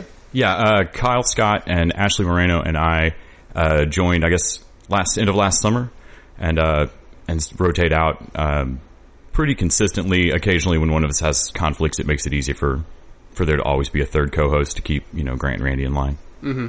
I should say that it's a shame that you do an audio visual podcast, because look how handsome this guy is. Look at him. I do. I have a face for podcasting. This is some bullshit. I can't believe all the podcasters we're interviewing here, and I'm like, why? Like, I have a reason that I don't put my face on video. There's a reason no one wants to see this pasty mug of mine. But yet here it is. It's like chiseled jaw after chiseled jaw. It's ridiculous. But yeah, well, we're in town for Anime Austin. We're going to be doing a convention, but you just came from a convention. Yeah, just finished up another convention because Austin's just wormy with them. The ATX Television Fest had its sixth season, I think is what they call it, which they referred to as TV Camp for Grown-Ups, and that's straight up what it was. That was like kicking off summer camp, but all television nerds. That's great. I imagine all you writing letters or whatever, like, oh, we'll be friends even Oh, it was great. Yeah, I think I made friends in every line I was in. I mean, it really had a nicer geek vibe than like San Diego has. Like there was less frenetic, oh my god, show me the new thing, and much more like, you like what show? Oh, I love that. I love this about it. And the whole line would just erupt into these kind of nerd fests about TV shows. Great. Who was there this year? Let's see. This year, they had most of the cast of Suits did a script reading for their 100th episode. They had a Northern Exposure reunion. The Bloodworth Bunch, they had their Hearts of Fire and Evening Shade and Designing Women. All three shows were done by the same couple that were writers. So they had a whole panel with, I think, Annie Potts and some of the Designing Women folks, and I think Burt Reynolds was supposed to be there. I didn't get to go to that particular panel. There are just tons of people. The whole Battlestar Galactica cast reunion. They actually ended that panel with Edward James Olmos leading the entire room, and so say we all. Yeah, all right. Yeah, that made a lot of friends' nights. I met Pete and Pete from Adventures of Pete and Pete. Adventures of Pete? You met Pete and Pete? That was bizarrely exciting. Like, in all the people that I knew I was going to run into all weekend, that was the one where I turned around and went, like... As a 90s kid? I was a total spaz about it, yeah. I'm so jelly right now. It was awesome. Like, they were going for some kind of world record on putting temporary tattoos on, so we all got temporary tattoos of Petunia, and yeah, it's awesome. Mine didn't stick on because they were in a rush, but... Okay, now did you time travel to bed? You hang out with Pete and Pete, temporary tattoos, right? Zima. What's going on here? Yeah, we were watching a Parks and Rec episode. It was at least a few years ago, right? Yeah. Yeah, they had a little Sebastian there. Well, it was little Fiona, but they had a tiny horse. Tiny horse was awesome. Yeah, I think you can currently probably on the TV Dude site see the smallest park photo that me and Grant and Randy took. I'm sure that embarrassment's probably up somewhere. Yeah. And you all went, right? Like Randy, you and Grant. Randy, Grant, and I. Kyle is actually off continent. That's right. He's in Africa. Yes, he is in Africa. Yeah. I keep getting crazy messages from Kyle, like Kyle has checked in safe in the storm at Cape Town. What the hell where's Kyle? Is he okay? And then Ashley is, I believe, was just buried in schoolwork and wasn't able to do as much of the fest as she wanted. But but responsibility. Right. No, that's good. That was good. So yeah, you and I'm sure you got your latest episode probably has all that your adventures and stuff on there. Yeah, too. I believe Grant's probably waist deep in editing the longest rambly sunburnt wrap up. We recorded Sunday right after, like literally walking out of our last panels and gathering up at the Stephen F. Austin and heading down. That's good though. That's when it's freshest. Yes, so yeah. That's probably the best time to record. Even though you're all probably really tired. If it's anything like cons like we go to, last thing we want to do on a Sunday is record anything. Yeah, I'm glad we went straight from it, though. If I'd gone home and sat down, it would have dissipated and I would have passed out. But going right after, we were still excited and we're still chatty about it. And yep. As you can tell, the episode runs really long. That makes sense. Well, you got a lot to talk about. Yeah. Pete and Pete, Battlestar Galactica. That's great. So yeah, what was your favorite thing at the fest? Specifically, I wanted to go because there was a panel on two different shows that I love. Middleman, which is a 10-year-old show from ABC Family. It aired on ABC Family so early on that they still had a contractual obligation to air the 700 Club part of the day. So I believe it aired in a block with the 700 Club. as you know, you can tell where the story's going. It got canceled at one season. But Javier Grillo Marxuach, he worked on Lost. He's working on Zoo. He's doing the Dark Crystal sequel with Brian Froud. Like his credits are all over the place. But it's purely his show. I mean, it is purely. It sounds like it's coming out of his brain. Some of the lines in it have to be dares to the actors. Like that's just mean to make someone say. Like huge nerd made up long bits of jargon. Anyway, they had a whole panel on it, and a couple of the cast, or Natalie Morales, the lead from the cast, was there. And so I was really excited for that panel. Then the other panel was Black Donnelly's, which was another one-season show that was Paul Haggis and Bobby Moresco, who did Easy Streets and a few other crime shows. But it's one season, again, just a little bit before like Twitter and stuff probably would have saved it. Yeah. I think it was like 2006 was like Black Donnelly's. Yeah. And so kind of both these shows aired just kind of right before their audience might have been able to tell the rest of their audience about it. Mm-hmm. But Black Donnelly's had Jonathan Tucker, that's Loki, and or Loki Ly Smith, if you're insisting on not reading any of the book for American Gods. He's not anything at all. He's just a cellmate. Don't worry about it. But anyway, Jonathan Tucker, that actor, is the lead in Black Donnelly's with Olivia Wilde. There's a few other people. Kate Mulgrew, I'm getting her name right. Captain Janeway. She's in it. It's like five brothers who inadvertently take over an Irish mob in New York. And I friggin' loved it. The show's just perfect. It's one of the best pilots I think I've ever seen. I adored it. So when they had a panel about it and they got to tell all these kind of stories out of school about how it got made, it just was great. And the best thing about ATX Television Fest, hands down, is the accessibility. And granted, if I keep saying this to people, we're going to ruin it. Mm-hmm. But right now, I think it's because people aren't jackasses, but you can stand in the lobby of the Stephen F. Austin Hotel, and I don't really care if you've got a badge to go to any panel of the fest. They're all staying there or near there. You can just hang out in the lobby of the Stephen F. Austin, and you will get an opportunity to, you know, not come up with a way to say hello to Mary McDonnell. Or, I stood there and got coffee next to her. I'm like, I'm not just not going to say anything. Just, what would I say to the president of everything? But people are just walking around. I had an interview that was in the lobby there that got crashed by other the interview just evolves into chaos because like five other people somebody I'd interviewed before and a couple other people I wish I'd gotten an interview, and I'm looking around going, yeah, no, we're just going to call it. I have like twice as many celebrities standing here now. Mm-hmm. It's just crazy. And so like right after both panels, both Middleman and Black Donnelly's, I immediately back at the hotel getting ready to go into the press lounge and try to get some food and stuff. And I walk back into the lobby, and there's Bobby Moresco and his daughter from the Black Donnelly's panel. And then I turn around and I go upstairs to the balcony with my food, and there's Javier Grillo Marxuach, the creator of Middleman.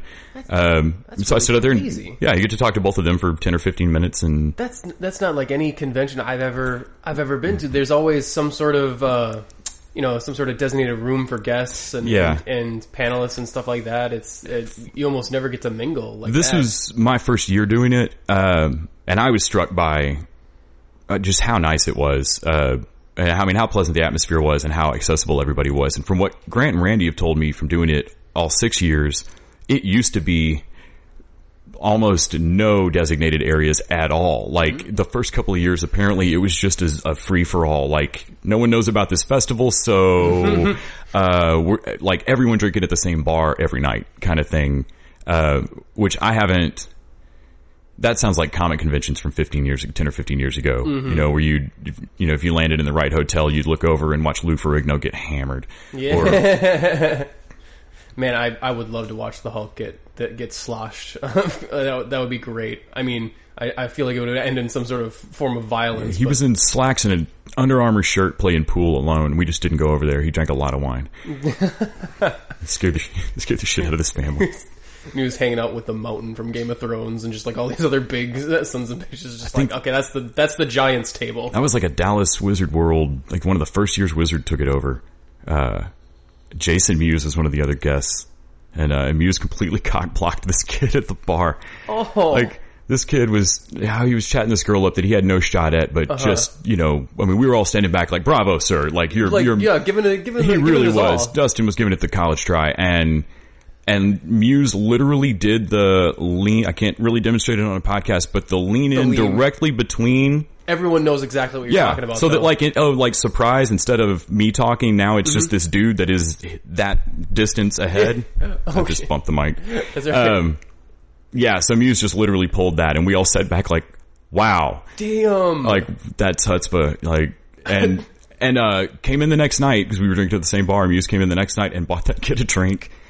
Not because he remembered it, but because he was at the bar, and Dustin walked over there and went, hey, motherfucker. And he told the story, and Muse said, I don't remember that, but it sounds like me. And I think Jason Muse is sober now.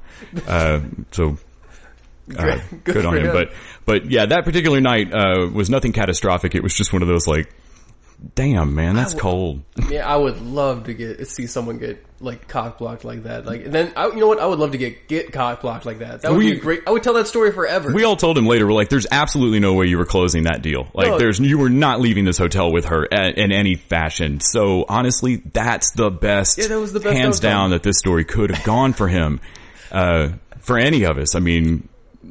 I wouldn't have really cared if he'd, Yeah. I wouldn't be telling that story now if it had been like, so I knew a really short guy at Comic-Con who went home with this really good-looking girl. Yeah. No one cares about that story. No, but I watched a short dude at Comic-Con just totally lose out to a hammered Jason Mewes. Get shot down.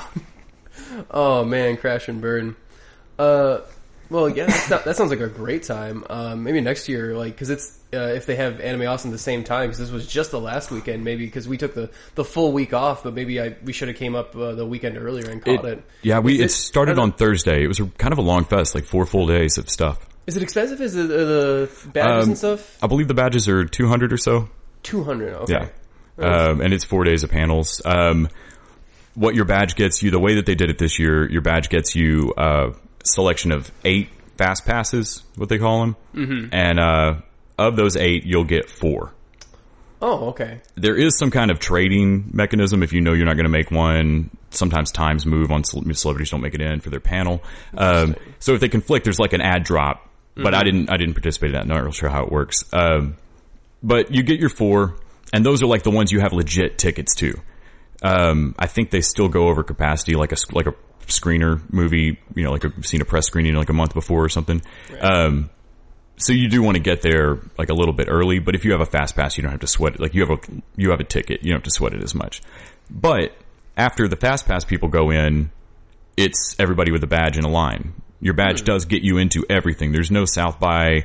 You need the platinum wristband on top of your badge. Oh, like okay. there's no tiers really of that I noticed. Your badge gets you into pretty much everything. That's the nicest volunteer staff I've ever seen at anything, period.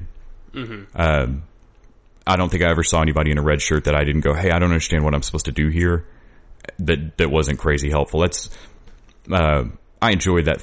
Granted, I got to do some neat stuff this fest, and it was my first year, but I think I enjoyed that more than the last 2 or 3 either music or comic fests I've been to. Great. Yeah, well, the unsung heroes I find are the staff of any event. I think they're the ones that make that shit run, smoothly behind the scenes. Stuff like you would never even think about. So, yeah, so that sounds really cool. And I just want to talk to you a little bit more about the TV Dudes, the podcast in general. I'm obviously a fan. I write in every once in a while with my revenge updates, which those are spectacular, man. Which apparently some people enjoy. Seriously, those are a run. Yeah, that's a running highlight of my year for the. I've enjoyed those. It started off as some cute thing. I'm like, oh, I'm going to do this for a couple of them, and now it's like 3 months running, and now I feel like I'm like, man, I gotta keep this up. I'm like writing more consistently than George R. Martin is writing those books. But yeah, you're known more as the time travel guy. Is that right? Yeah. I'm a giant time travel nerd. I'll put up with about anything that's got a time travel plot line. See, that's so interesting to me because I hate time travel. They're almost all badly done. There's I also write, and I've not written a time travel thing because I always hit a point of like, if I make this really make sense to me, like if I satisfy myself on how this ought to logically work, I either just write primer or I don't write a time travel thing. Like, I always end up in a spot where I'm like, the mechanics of it, how I think it would really work, wouldn't leave any room for an actual neat story because nobody's going to remember their first love or any of that shit. You're just going to go back and I have super nerded out. So I end up at some point in every time travel movie going, fuck you. Like, I would say, frequently asked questions about time travel is probably my favorite time travel movie of recent years, with Chris O'Dowd. Really? I don't think I've seen that. It's really fun. Chris O'Dowd and Anna Faris are in it. So out of TV shows, what would you say is some of the best time travel TV shows? I'm sure anybody that's listened to the TV Dudes has heard me go on a rant about where Timeless should have gone, in my opinion. But Timeless isn't bad. It's kind of a swashbuckly take on it. I wish they'd lean into some aspects of their show more than others, but I don't know if it's fair to say that like Eric Kripke's keeping it light, because I wish it was a more Sean Ryan-y show. Sure. Like I wish it was a time travel show leaning towards The Shield, or like that kind of darkness, as opposed to keeping it kind of, I don't know. It feels more supernaturally.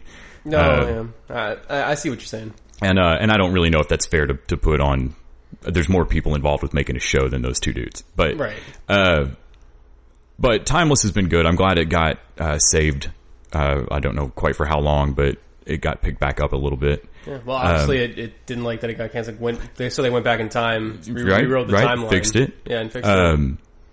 I am fine with Time After Time being canceled. That's a piece of shit. That movie is so charming. I don't know if you've seen the referent movie that it's a remake of. No, actually. It's Malcolm McDowell and I'm blanking on the other actor's name. It's not David Niven, but just a great movie's a blast. Like, and it's so 80s trapped. I mean, it's very like he shows up at you're talking about Jack language. the Ripper shows up at like Gordon Gekko era and loves it. So they could have just done that, but going back and watching it, that 80s camp makes that movie work. And when they took away the 80s camp, it's just a campy movie or a campy TV show. Yeah, it couldn't have died fast enough. I think that man, when they try and remake 80s properties, it's a real crapshoot as to whether or not you're going to get that same feeling back. Yeah, that Gem movie was horrible. Gem, I didn't even catch that one. But RoboCop, like Red Dawn, like there's some things that only work in the mindset of like the 80s, and it's just like. No, Red Dawn is fun to watch because that's actually what we thought at the time. Like that's why it works. And like I don't know, I feel like a lot of that stuff from the old 80s stuff and shows and unless you're going to do a 21 Jump Street with it. Yeah, where you've got to go completely screwball, but like you're not going to make Iron Eagle now and convince me that the NSA doesn't vanish that kid at the end of that movie. There are no sequels. Or if there's a sequel, it's just Louis Gossett Jr. trying to figure out what black site that kid's in. That would be great. Although I know they're going to remake Top Gun. Oh, that's probably that's got to be in the works, right? Only in one shot. One shot for that movie is if they actually make it a gay romance, a gay comedy. At the very least, Iceman's got to have something going on. Come on. And then, outdo the volleyball scene. Like, maybe, I don't know how you get more suntan oil. Like, that's already in the scene. I feel like it would just get on the camera at some point, and it would just, the camera would be falling over. There'd be so much suntan oil. I feel like there's a special subset of directors who know exactly how to manage that scene. I don't know that they'll want to hire them. No, I wouldn't. It might be a whole different union. I don't really know. It's funny you talk about time travel rules and stuff, because some of the time travel stuff I like really doesn't make any sense at certain points. I mean, I love Back to the Future, and the reason I love it is it follows narrative stuff like, oh, I gotta save my existence. I gotta make sure my mom and dad hook up before I disappear from the picture, because my older siblings are they're older than me. They disappear first, and it's like a ticking clock. It's a visual ticking clock for the audience. Yeah, and I'm like, that's really nice, and it serves a narrative function. time travel wise, that doesn't make a lick of sense. No. Like, but either you're bored or you're not. At least it stays inherently consistent better than most. Yeah, within its own rules it sets up, it stays pretty consistent. Yeah. I won't say completely, but like, but it pretty hews fairly. pretty close. For as much as I remember being impressed that any movies cared that much then, without the nerd audience screaming at them online to keep these things. Yeah. But Back to the Future is just one of those. It's hard to pick it apart. It's just so freaking charming. Yeah, it's great, and it's got the feel good ending. And I feel like anytime I watch a time travel thing on Netflix or some independent time travel movie, I'm always just like, okay, 75% chance that it ends with, and we sent ourselves back in time the whole time. Yeah. If any filmmakers or prospective filmmakers are listening right now, or writers, please don't write that ending anymore. No. You're not the first one. Yeah. You're not even the 101st one. Yeah. No, someone pull Terminator Genisys's head out of its ass and before y'all keep that going. I managed to wipe that from my memory. Why would you bring now up it's Genesis? back. I managed to reset back my timeline to the original, and now you bring up Genesis, or whatever how it's pronounced. Flash pointed you. You flash. Oh, it's right. And so you've been watching the superhero shows too. Yep, I do. The Greg Berlanti Fun Time Hour. Mm-hmm. And that's funny. 4 nights a week on. I should talk to you about the Flash, because I thought the Flash this season. Okay, the Flash is all right about its time travel, more or less. This season was like, I don't know how you felt about it, but I felt like they were just kind of on the episode. It was like, whatever works for this episode. A little bit, yeah. They had a hard time. I mean, they were playing a little loose with the time remnant idea to start with. Yeah. I mean, with how Eobard was still there and adding in this ticking clock of it not being an instant thing, like it taking a while to kind of bake in changes to time. Yeah, well, that's how Legends does it. Yes, so yeah. Sometimes Flash steals from Legends' version of time travel, and sometimes it uses its own. See, and that's what kills me, is that these shows, I mean, not even for crossover, but the way time travel works in Legends, it should be the way it works in all their universes. It's the same universe. I don't understand why they operate on different rules. That frustrates me. And I know, like, it's a superhero show, just go with it. I'm like, no, it's not consistent. Damn it, no. Yeah, I really wish, similar to Timeless, I wish Legends would lean in more to the fact that they are seriously just like a clusterfuck in terms of time travel. Like, all of humanity would be better served if these people would stop going back in time. They cause so much more problems than they solve. Yeah, they have to have. I mean, that was the whole thing I wanted with Timeless, was that by episode 4 or 5, they've already shot a few people. Yeah. I mean, they've already, and the bad guy's already gotten away with a couple of things. Like, they did not stop him on a couple of things, which I loved that. But then, after the first episode of her landing back and not having a sister anymore, that should have happened every episode. They should have come back every episode to a slightly different world, and there should have had to have been a debriefing, because they're the only people that know Prime history. Yeah. Only at some point, after, 5 or 6 episodes, I feel like Abigail Spencer, is it Abigail Spencer? The lead actress. I feel like her historian career would be over.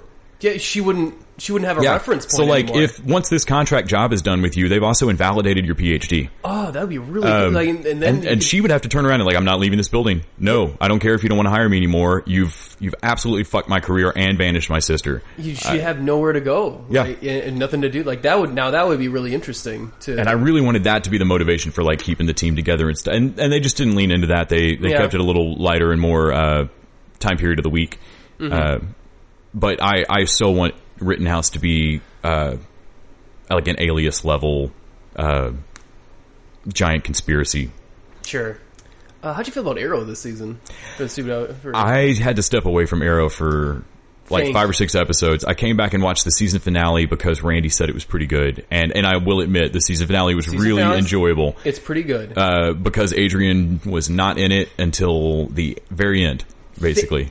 Thank you. Okay, I've had a conversation with a couple other people, and they were like, Arrow's back on track this season. It's just as good as season 2. And I'm like, they may have stolen a lot of elements from season 2, but I won't agree that it's better. Back on. No, Team Arrow, like I loved the addition of the new guys. Like there was stuff going on. Wild God looks exactly like the comic. Like he does. The detail. I genuinely thought that it was the Spectre for a second, and was a little disappointed it was Ragman. Yeah. For just a second, I thought, oh man, it's going to get off the rails if they had done Spectre. Yeah, like shit would have gone nuts. Yeah, if you think you're walking around saying you failed this city with some arrows, this dude's going to scare the shit out of people. But I like the kid that plays Ragman. I really like that actor. They ditch him like halfway through. Yeah, exactly. But then they burn out his rags, and he goes halfway through. Like he has to go. They don't leave him dead. Like I mean, they don't end it. It sounds like he'll come back, or they could give him an end. But yeah, it seemed like at some point in the season, and I know it was a narrative thing of Adrian Chase literally taking away everything working in Ollie's life, but everything working on the show got dismantled by their villain over the course of the season, and there's only, I think it was the second or third episode that was just basically solid with Ollie going, I won't kill, I hate myself, I can't do this, everyone stop talking to me. And I was like, fuck it, I can't, I'm out, man. If I need Arrow to do one thing for me in order to keep watching, I need Arrow to decide if we're killing people or not. I'm really cool either way. Like I get it either way. Commit to your choice here. But this back and forth shit, it's got to. I can't sit through Ollie lecturing somebody else on killing people when he still kills people. It's like Ross and Rachel if Rachel were murder. Yeah, Black Canary, you should be better than me. You shouldn't kill these guys that killed your boyfriend. Ollie, you just blew up that helicopter. It had people in it. It makes the League of Assassins my favorite people on the show. They're the only non-conflicted people that walk in and like you and the Bratva. The Bratva were friggin' great, which everybody hated. I know a lot of people that hated the Russian subplot. Yeah. But honestly, they gave me bad wigs, but they gave me a whole group of people who just really weren't conflicted about what they were doing. They have a code, they have rules that they follow, and they have a consistent thing. They stick with their moral code. It's pretty flimsy, but like it's not good, but they are consistent with it. But their Patrick Bateman light villain just needed Patrick Bateman light. And he needed to get shot for the whole. I was so happy with the season finale. Well, the season finale is great, if only because they kill the main spoilers. They kill the main villain and they blow up Lian Yu, so we never have to see that fucking island again. And I know that they had said they were done with the island, but damn, they're done with that island. Good. I don't want to see that place anymore. We've done everything there. The show's been 5 years now, right? Yes, it's 5 years. So that's the 5 years on the island, right? In flashbacks. Did you catch this season? They were every once in a while they were trying to do that cute shit with like flashbacking to a time in season 1 we didn't see. Yeah, like where they were trying to like, hey, maybe there's more. No, stop it! Stop it, Flash. I saw every minute of that. Arrow. They're like, I want to get a rolled up newspaper. Like, Ollie, it's bad. It's bad. Don't do that anymore. Flashbacks are over. They've had their time. It is done. Yep. But maybe I shouldn't be that hard. Like flashbacks with some of the other characters could work. Maybe. Yeah, I mean, I'm good on Ollie's 5 years. Yeah, we know what's up with Ollie. He had a bad run. I got it. Yeah, we know why he's a whiny kind of douche about stuff. Like, and I always thought that Adrian Chase, like there was something else was going to drop about him. Like, okay, there's another reason why he hates Ollie this much. It can't just because his dad got killed or whatever. We don't know that guy character. It doesn't mean anything to us as an audience. He just comes off as a way less interesting Deathstroke to me. Exactly. So when they brought back real Deathstroke, it highlights when he's on the screen with Adrian, you're like, this is you pasty D-list villain. Yeah. That was the greatest. Like that's why I like the finale as much as I do. Is that Adrian Chase is in it a lot less and Deathstroke's in it, and they only use Talia a little bit, and she's basically Adrian's flunky. What the hell's that about? That struck me as weird. It kind of undermined, I felt like, the character of Talia. Is it a licensing thing? I thought they didn't have I thought that's why they used Nissa. That's what. Yeah, I thought they were using Nissa in season 2 or however you pronounce it. But maybe they got the licensing back. I don't know. Yeah, it surprised me when Talia walked on screen, but they don't do anything with her particularly. Yeah, they keep taking away characters too, like Deadshot and some of the other Suicide Squad people, because it's like, we're going to use these for the movies. These are for us and not for you. But like, Flash is still on TV. I don't get it. Like, who are you worried about confusing? Yeah. I've never understood. You're talking about an audience of comic book readers who read like Infinite Crises and Parallel Earths. We can keep track. We get it. We're big boys. We can keep track of it. Nobody seems to have an issue with the fact that like there are 2 Sherlock Holmes movies with Robert Downey Jr. Mm-hmm. There are also tons of Sherlock Holmes episodes with Benedict Cumberbatch.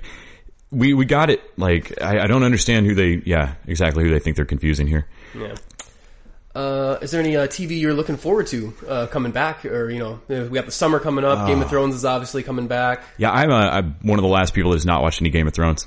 You not watch any? None of it. Oh, really? Are you it's waiting? So close now, I'm just waiting. Oh, you're just waiting to... Yeah, when the time that might be smart. About the time I realized, like, my wife actually started catching up on it a few months ago and got herself completely caught up, like, on this huge binge watch. And I went, there's only like a handful left and they're not coming out for months, right? Yeah. And she was like, damn it. It's like, yeah, I'm just going to wait. This is going to be... You might have a thing there, because I remember catching up with Lost the same way. I was late on Lost. I caught up to the very last season, and then I had to wait episode for episode. It was sheer torture. I think she thought she was going to do this like she had done Lost, because she waited and did the same thing for Lost, only she timed it so that literally she finished her binge like the night before the finale. Oh, okay. And was caught up and was like, all right, I'm ready for it. And was like, well, good, it airs. And she got too wrapped up in Game of Thrones, huh? Yeah, and she just burned straight through it. Yeah, Peter Dinklage, he'll do that to you. All the time will just fly watching his handsome mug. But as far as this summer, there's stuff that I've been meaning to catch up on that I'm behind on Fargo, The Americans, like stuff that I've just not been able to get into yet, really. Those are heavy shows, too. Yeah, so. And so they're ones that I just don't want to sit down and randomly start unless I have some time to commit to them. But like right now, I'm kind of about to be in between, I feel like, new starts. So there's also a couple of sitcoms that I do. Yeah, I feel like I'm coming into catch-up time. Yeah, summer's pretty good for catch-up if you get it, depending on what drops during the summer. I'm usually I'm not as much interested in the summer programming, so I use it to catch up on whatever I didn't get to in the spring. I'm usually not as interested in like mid-season or like the filler stuff. Usually I kind of spend that time going, oh yeah, I really meant to watch Fargo season 3. Like I need to catch back up on that. Or so yeah, I'm really hoping to fill in some of my gaps. Yeah. Do you prefer the week by week, or do you like the binging like on Netflix, like how they drop all the time? I would almost always rather have it all drop at once. Yeah. There's a lot of shows that I feel like are strengthened by me being able to watch them one after another, without it gestating for a week. I mean, there's definitely some shows where you shouldn't dilute it. Like going to the library or going to the video store, which doesn't happen anymore. And getting like one movie, you're going to go home and watch that. If you go and get like 7 things, you may watch like 3 of them. Sure. You may not watch the other 4. So I feel like sometimes like being given the entire season, I'll watch 2 episodes, but then I may not come back to it for a few weeks. Whereas doling it out one at a time sometimes really helps. But for me, it really depends on kind of the pacing and how dense the mystery of the show is. Sure. Because I find like even stuff that's great, like Kimmy Schmidt, I want to binge watch Kimmy Schmidt. But if I watch more than 3 or 4 in a row, it's a diminishing return where I'm not doing myself any favors because I'm starting to tune out a little bit. Yeah. Just on sheer length of time watching. Mm-hmm. And then, I guess that's how it's structured, because Kimmy Schmidt's a little more kind of like, hey, one or 2 episodes in a night and you're kind of more good. And like the Netflix superhero shows are kind of structured more like one big arching story. So with one dead spot in the middle for 2 episodes. I was just going to say, like, where they just get a little boring at around 6, 7, and 8 episodes. And it's like... the firm belief those things should be 8 to 10 episodes and not 12. I completely agree. I'm really happy Defenders is like... Is it 8? I think it's 8. Is it 8? 8's perfect. And I bet it'll be great. Just 8 is nice. That's you get in, tell your story, get out. I think that's perfect. One of the things I was really I didn't hear this addressed from any of the writers or anything or showrunners at ATX Fest, but kind of one of the things that I've been wondering lately is is there a conversation going on about how shows break now, or like how stories break across shows? So. If you go back and watch older television now, it really stands out that there is no season arc really for characters. It's their episode arcs. Like I remember Murder 1 coming out in the 90s, Stephen Boko show, probably mispronouncing his name. And it followed one legal case. This is long before DVR. No, the argument was that if you came in 2 or 3 episodes in, how would you know what was going on? No one could ever catch up. Right. And so you couldn't find an audience. And they only did it because he had a name off of like Doogie Howser and a bunch of other shows. And it did okay. It had Stanley Tucci, some other people in it. But I remember being impressed of like this one season show. Well, everything's got a whole season story now. Like the episodes are interesting on their own, but they're all contributing towards like the larger story of Walter versus Gus, or you know, some larger season arc. Which reminds me, I got to catch up on Better Call Saul. And so like I wonder now if you're not dropping things week to week, if you know that you're writing this show for Netflix, like you already know who bought this show. For instance, like Freeform should have had 13 Reasons Why. Netflix beat them to it and made a different show than Freeform would have made, right? Yeah, it would have been completely different. But I have to wonder if was that a consideration, knowing that Freeform would have dropped that week to week? You might have needed to recap some of this. The way the way your pacing of these events feels is going to feel different because everybody's going to have to wait 7 days and think about each episode. Whereas on 13 Reasons, there were a lot of those that went, nope, we're starting the next one right now. Like, I got to see what happens right now. Yeah, because it'll leave you on that cliffhanger to go like, okay, well, one more. Yeah, and I'll do you one even better because Jessica Jones, ABC had a deal back when it was still ABC Family, and they were going to run it, and like they were going to run the Alias storyline. I'm like, oh my god, that would have been that. There's no way they could have got through that. I can't even, having watched the Netflix show now, I don't even know what that show looks like. I don't know what that looks like. I really can't even imagine that. It would. I would imagine I would not like it. I mean, that's the only thing I could imagine is that I don't think I would care for it that much. Wow, it would have been. I feel like it would have been so toothless that no matter how good the intentions, they wouldn't have gotten it across. Yeah, it would have come off as like just patronizing bullshit. But. They wouldn't have paid David Tennant for damn sure. No. Which was a casting coup, I feel. They would have. Yeah, they would have not pointed up that dough. Oh, sorry. Yeah, so man, it's been an absolute pleasure talking with you. I know you're busy, so we'll let you get back to your day. Is there any projects you want to pimp the TV dudes and your social medias and stuff where people can find you? Yeah, I've got lesweiler.com. It's WEILER, and I'm at thetvdudes.com. And then of course Randy always wants me to talk about this show about dogs that he did a podcast on. So it's Beach Cop Detectives. And, yes, his podcast on Terriers. Yeah. The show, which I still got to catch up on that. You're also on. Yep, I'm on a couple episodes, or one episode of that. Yeah, awesome. All right, I love Terriers. I believe it's still on Netflix. It's just a spectacular show. Black Donnelly's is also on Netflix that I mentioned earlier. Everybody ought to watch that. All right. Well, it's been an absolute pleasure talking with you, and you've added to my ever-growing TV queue. Yeah, I know everybody's got time for new shows. Nobody's watching anything. Yeah, I'll try and make the time, but thank you so much for joining us. Cool. Thanks for having me. We will be back to our regularly scheduled programming right after this.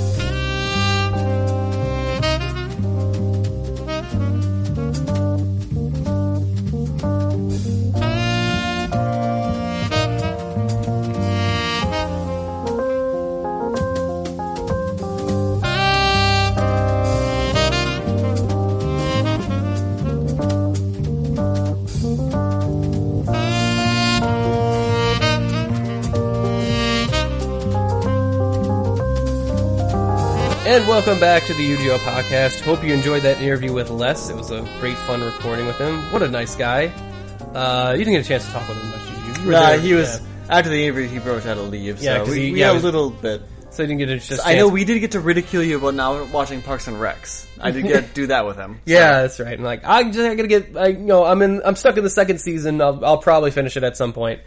Probably not. It's too much good TV, my friend. So much good TV.